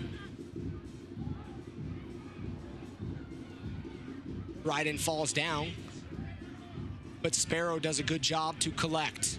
You just want to see, okay, what they're doing is they're keeping everything in front of them. There you go. That's the pass that we're talking about. Portillo again with a great long ball. But instead of having that first pass go in, quick release by Connor Sparrow and putting the ball out wide, can you turn upfield and find something, find a thread, find somebody running forward? They have tired legs. Putting him behind them, make them face their own goal. Ryden with a throw in for the Monarchs. 76th minute of play, still scoreless. The Lights playing a man down after a 19th minute red card. Both players hesitated there. It'll be a throw in for the Monarchs. Just on the far side. That little split second of indecision that can get you, but you want to see better passes. Sometimes that could be the new turf, though. We'll chalk that up ball to the player. Las Vegas already used 2 of their subs, playing without technical director Jose Luis Sanchez Scola, as well as head coach Isidro Sanchez, who were suspended after last game. Ochoa is going to take a crack from the midfield stripe. Connor Sparrow will collect. Up to Portillo. Monarch's going to quickly go. Diagonal runs. Can you get him in there? You see Ricky Lopez just begging for that ball. He's in behind. He wants it. Give it to him. Monarchs need to find the creativity here in the final 15 and change. But as I said, you've seen Portillo just hit so many good 40-yard ball after 40-yard ball. Can somebody make a good run for him? Farinha will come out and collect. It seems like a lot of them are really getting it into their space and into their feet. Have somebody running onto it. He can find you. He's good enough. Farinha. He'll play it high and long all the way over everybody's head. Back to Sparrow. Sparrow is skipping now the center backs. You're seeing some of that trying to move a little bit quicker. That's what I'm talking about. Chang out wide. Nice ball, just like Chad dialed up. Chang, can he get around his defender? He cuts in with his left foot, just outside the area. He'll take a crack. He'll take a deflection. Portillo's going to keep it in. Out wide to Henley. Quickly back to Mulholland. Mulholland inside the 18, looking for Lopen Espin. Ryden moving up from his left back position to offer a little bit more support there too. Great job, great balling by Luke. Well, really well done by Chang. Great close down by that center back to step right there, because it looked like he had an alley going to the goal. He ripped it. Monarchs going to make their final substitution. Andrew Brody, who's been playing outside back this season, looks like he's going to replace Michael Chang. I started calling him the trash man, and it's not a bad thing. I literally like to call him the trash man, or think of him as a trash man, because this guy, he just is always in the right spot, just cleaning up goals in practice and in games. He's always in the right spot, just scoring those little 2-footers, because he's just always on his toes and he never stops working or running. Boberg's going to clear it up. So trashman is endearing, is what I'm trying to say. Sorry, Brody. He's a hard worker. Yes, he is. A blue-collar, hard worker down there. Let's see what kind of spark he can bring in there. You know, Cheng did a great job through his whole half, but now you got fresh legs going against very tired legs. Brody's got some speed to him, and he whips in a really good cross. Luke all the way outside to Brody. Henley making an overlap run. Can he get it forward to Henley? Henley's there. Gets a touch. Nice little step over. Gets the ball knocked away from him. Monarch's going to try to move quickly. So we're entering the 80th minute of play. Still scoreless here at Zions Bank Stadium. And it looks like Matt Thomas for Lights FC is going to be making an entrance. This is kind of a forward for a forward maybe, which is a little bit different. Obviously, I can imagine Sammy Cho is very tired. He's working his tail off today. Brody still out wide. He'll go all the way back to Moberg at the midfield stripe. This is what they're giving you, though. They're allowing you to make these 3 or 4 passes around the outside. Someone needs to make a darting run. Someone needs to get in behind. Adams, he'll pick up his head to Velasquez. Velasquez will slow things up to Gallagher. Out wide to Ryden. Ryden's going to clip it in. Back post looking for Brody. Brody heads it in. Still inside the area. It'll be cleared out. That's a great job by Brody. That's really underrated what he just actually did. Even though it was a simple header back across, he put himself in a good position to make sure that's your job as an outside mid, is to send whatever comes in back into the mixture and back into danger. The defenders are turning around. They're a little bit discombobulated. The keeper's kind of shouting instructions, and he might make a bad reaction to something that you do. So, you know, it'd be good. Ricky did a good job turning around as well and getting on the end of that one. Really well job. Really good job by Brody. 81st minute of play. Could be a substitution. As Thomas will enter. We'll see Juan Carlos Garcia exit the match.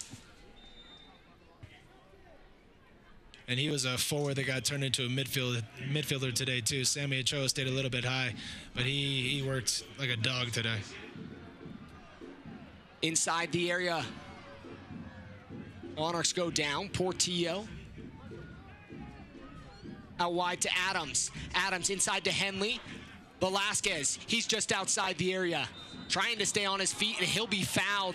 And a good opportunity here for the Monarchs just outside the semicircle, outside the 18. Only one person over this ball. Charlie Adams hit a great free kick from much further out.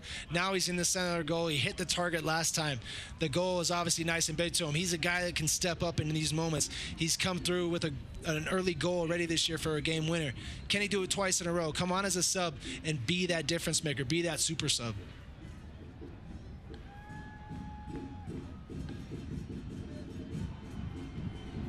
Mulholland, Portillo, Adams, and Velasquez all standing over it.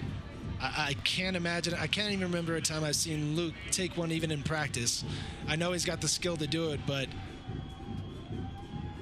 my first option here would be Charlie, I think. They're going to put one of their center backs just on the left side of the wall there. Mulholland shot up and over the bar. You know, I wanted to see Charlie, but sometimes it fits your eye better. Luke puts a good strike on it, just over the bar, hard to keep down. It's getting into late moments, though. You know, 8 minutes left, plus stoppage time. There needs to be a winner here. Needs to be something. Just over 4,000 fans tonight to christen Zions Bank Stadium. Great turnout. A good crowd here in this beautiful state-of-the-art facility. Like we mentioned, part of a $78 million investment in the club by Deloy Hansen. This field is, interestingly enough, the exact same size pitch as Rio Tinto Stadium, 120 by 75. Okay. Just even bigger than I said. Just for the stats geeks out there, 132-acre facility, 20 minutes west of Rio Tinto Stadium, 10 fields, 7 full-size fields.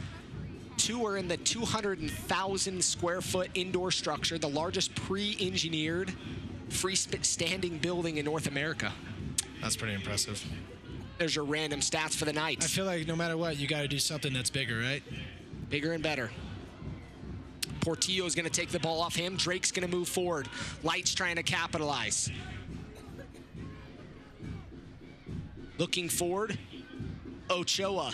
Nice ball out wide to Drake. Drake's outside. He tries to whip it in, takes a deflection. And a beautiful strike there. He's offsides. Oh my goodness. I'm not sure how he hurt himself.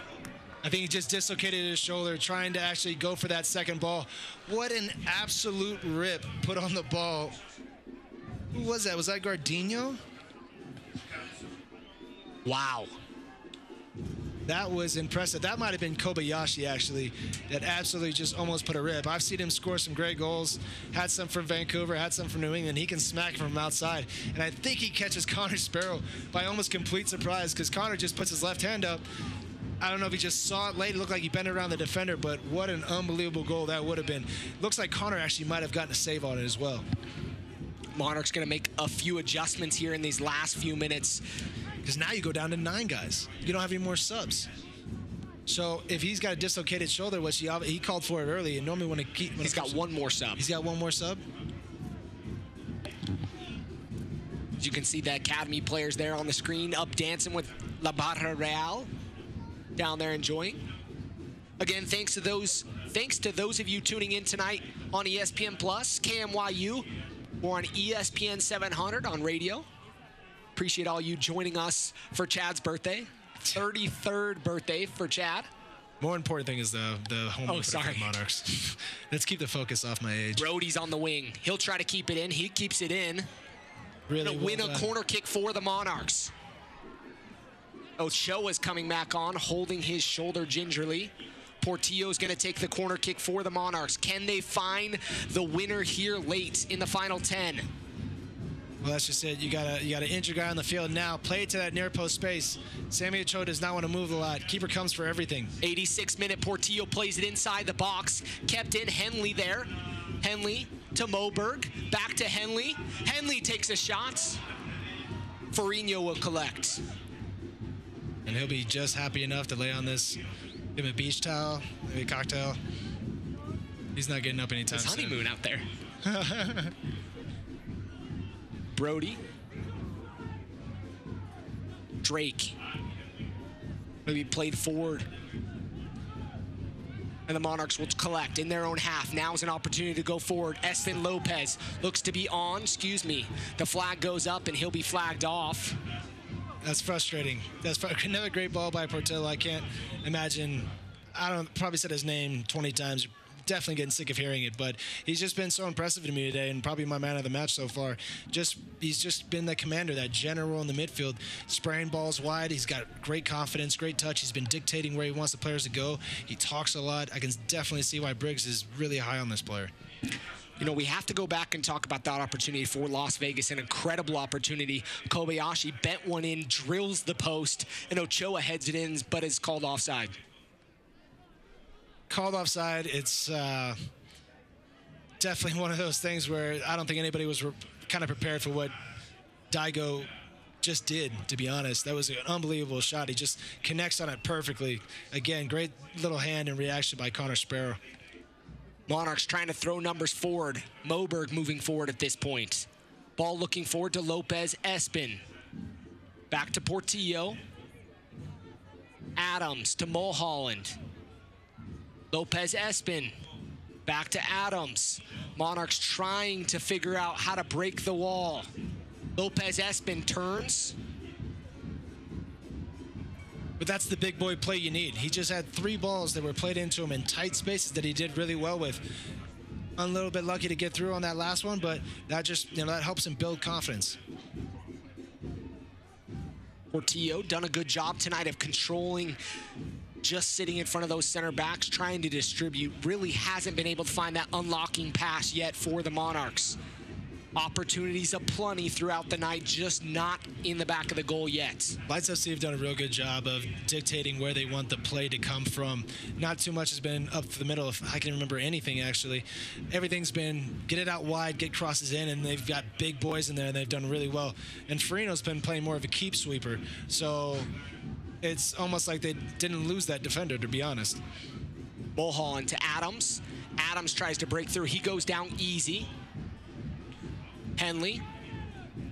Back to Portillo. Looking out wide to Moberg. half. We're entering the 89th minute of play. Excuse me, the 90th minute of play. Still scoreless. The Lights have been a man down since the 19th minute of play and done a good job of defending. Monarchs still haven't been able to break through. Looking to get the first goal here in Zions Bank Stadium, trying to make this the place. Some fans have left, but the majority of them have stayed here. Give them something to see right here at the end. Make it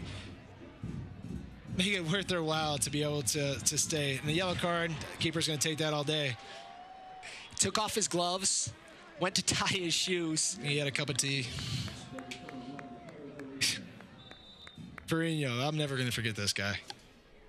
He's been funny to watch. Done a good job in goal tonight. Defended well. It's almost like kamikaze type way of defending, to be honest, or of goalkeeping, like Jorge Campos type thing, just everywhere. Put a hat on him, and we might call him a legend around here. Yeah. Give him one of those visors for the sun. Velasquez, defended by Kobayashi. Inside the attacking third, Monarchs will play it back to Gallagher, just inside the center circle. Portillo is cleared out, and it'll be a foul called. 4 minutes of stoppage here, officially announced.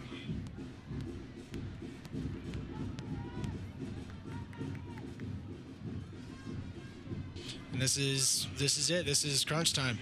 Get in there and just, even if you're sized up against someone bigger, throw your body into them and see if maybe it doesn't fall out on one of your teammates. Need a scramble. Need some kind of luck here. Portillo. He'll take the free kick. Monarchs inside the 18. Ball's whipped in. He's there. Ferrigno will collect. And he's going to hold things up and slow it down. It was a good ball. Very brave for him to come out there. It was definitely what he should have done. If he's not there, Ricky Lopez is on the end of that. Ball's going to be played high and long. Right in there. Gets it to Portillo. Monarchs need to have urgency at this point. 90 minutes have been played. We're 40 seconds into stoppage unofficially. Henley there. Henley inside the 18. Ball still at his feet.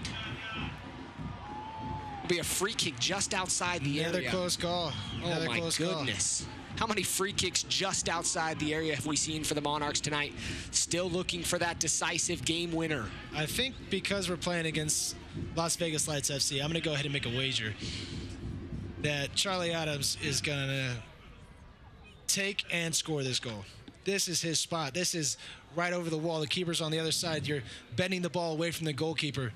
This couldn't look any prettier to him. I could also see him going with something. I saw something last year where he went back post with a lot of power. He can really whip the ball with some venom. Charlie Adams, Sebastian Velasquez standing over this one. Portillo with it on the right foot as well. Velasquez going to peel off. There's a wall of 5 guys. Not the burger joint.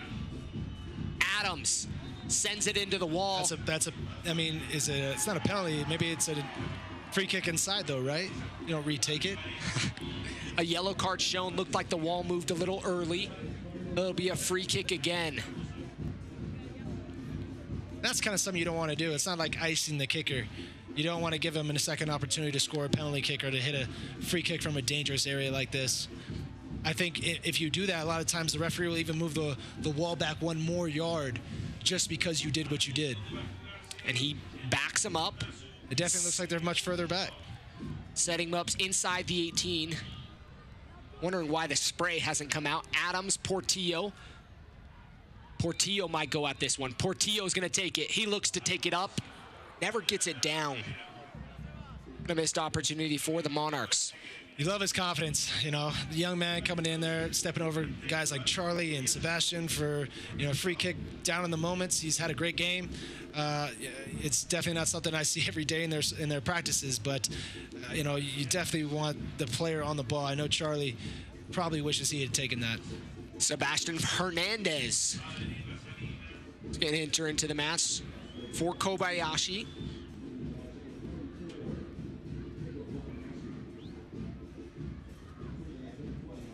You know, Chad, we talked about the danger early on of not finding the back of the net. I mean, this game could have got out of hand real quick. Las Vegas did a good job of keeping it in front of them and have defended well all night. down the man. It was an entertaining game. It wasn't your typical 0-0 game where you're seeing all this happen. You know, there was a lot of chances, and you know, I'll give credit to Lights FC, you know, for putting up a fight and working like dogs. I think they did a great job of that. Ferrigno just did an amazing job in the net, and you know, very spontaneous, tenacious, rambunctious goalkeeper, but did his job and what he needed to do today. Can't be much more than a minute left. Gallagher's going to play it forward. Out wide. Inside the area, headed up over. It'll be a corner kick for the Monarchs. Portillo's going to go out and take it. This might be a last-ditch effort, as we have had 4 minutes of stoppage time so far. You wonder if the referee added a minute for that slow substitution. But this could be the last chance. Portillo, he'll put it inside the area. Ryden's there, headed up, still in. Alvarez is going to clear, and that's all she wrote. 90 minutes of soccer, plus stoppage, and we end 0-0 here at Zions Bank Stadium. It's a draw that feels like a win for one team and a loss for another. Monarchs coming off on that lost type of feeling. You know, they gave a wedding present today for Ferrigno for sure. It looks like he's going so quickly back to Mexico. Maybe he's running. I don't think I've seen him stop running, to be honest. But he was for them. I'd definitely give him the man of the match, and for Portillo, I'd say he was probably the best player in my eyes on the Monarchs team. You know, and Cashier could have been that man of the match, had opportunities, just couldn't find the back of the net. And you know, we have to give credit to Altuve, who took a red card, and it may have been the perfect call to save his team for a point. I mean, most times that doesn't really work out in your favor, as it should.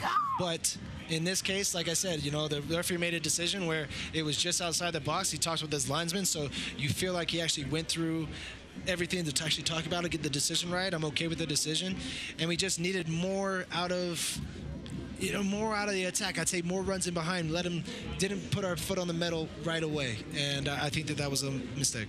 Monarchs have a tough task here next week. They're going to be back here, later this week, Friday nights. May the 4th be with you. May 4th here at Zions Bank Stadium against Orange County, the league-leading Western Conference leader so far. And that should be a tough game, and we'll see if they can finally capitalize and christen this new home with a goal. Yeah, well, now they're coming up with about 2 games where they haven't scored a goal, 2 games and change. It doesn't really affect them too much. They're still 4-1-1. They have a good record. You want to take care of those home games for sure. But I think with them coming in, it's always something that makes your play raise the level when you play against teams that are higher than you or better than you, or in the standings or what. You walk away feeling like it's a loss if you're a Monarchs fan, but what are the positives you need to take away from a situation like this? You know, there's positives you can take from every situation, I want to say, but I would say that it was good to see Adam Henley get 90 minutes. It was good to see Luke Mulholland get back in there and play. I don't know if he finished the game, but he might have played 90 minutes, you know, so it's great to see those things happen. It's great to see guys like Portillo and such bright young players, Chang coming in off that side. Casher did a great job, and, you know, Casher was probably one of the most dangerous guys in this game today. He just didn't have the, that little last piece of luck that was needed. Sometimes it's hard to break through when you're defending 80-plus minutes up a man. But they almost did. And they weren't able to do it tonight. But like you mentioned, there's takeaways from it. The Monarchs have an opportunity to regroup here and get back on this pitch in less than a week. Friday night, we'll see if they can make things happen. Thanks for tuning in from the birthday boy, Chad Barrett, Landon Southwick. We appreciate you joining us tonight, and we bid you adieu from Zions Bank Stadium. This copyrighted telecast of the United Soccer League may not be retransmitted, rebroadcast, or reproduced without the express written consent of the United Soccer League.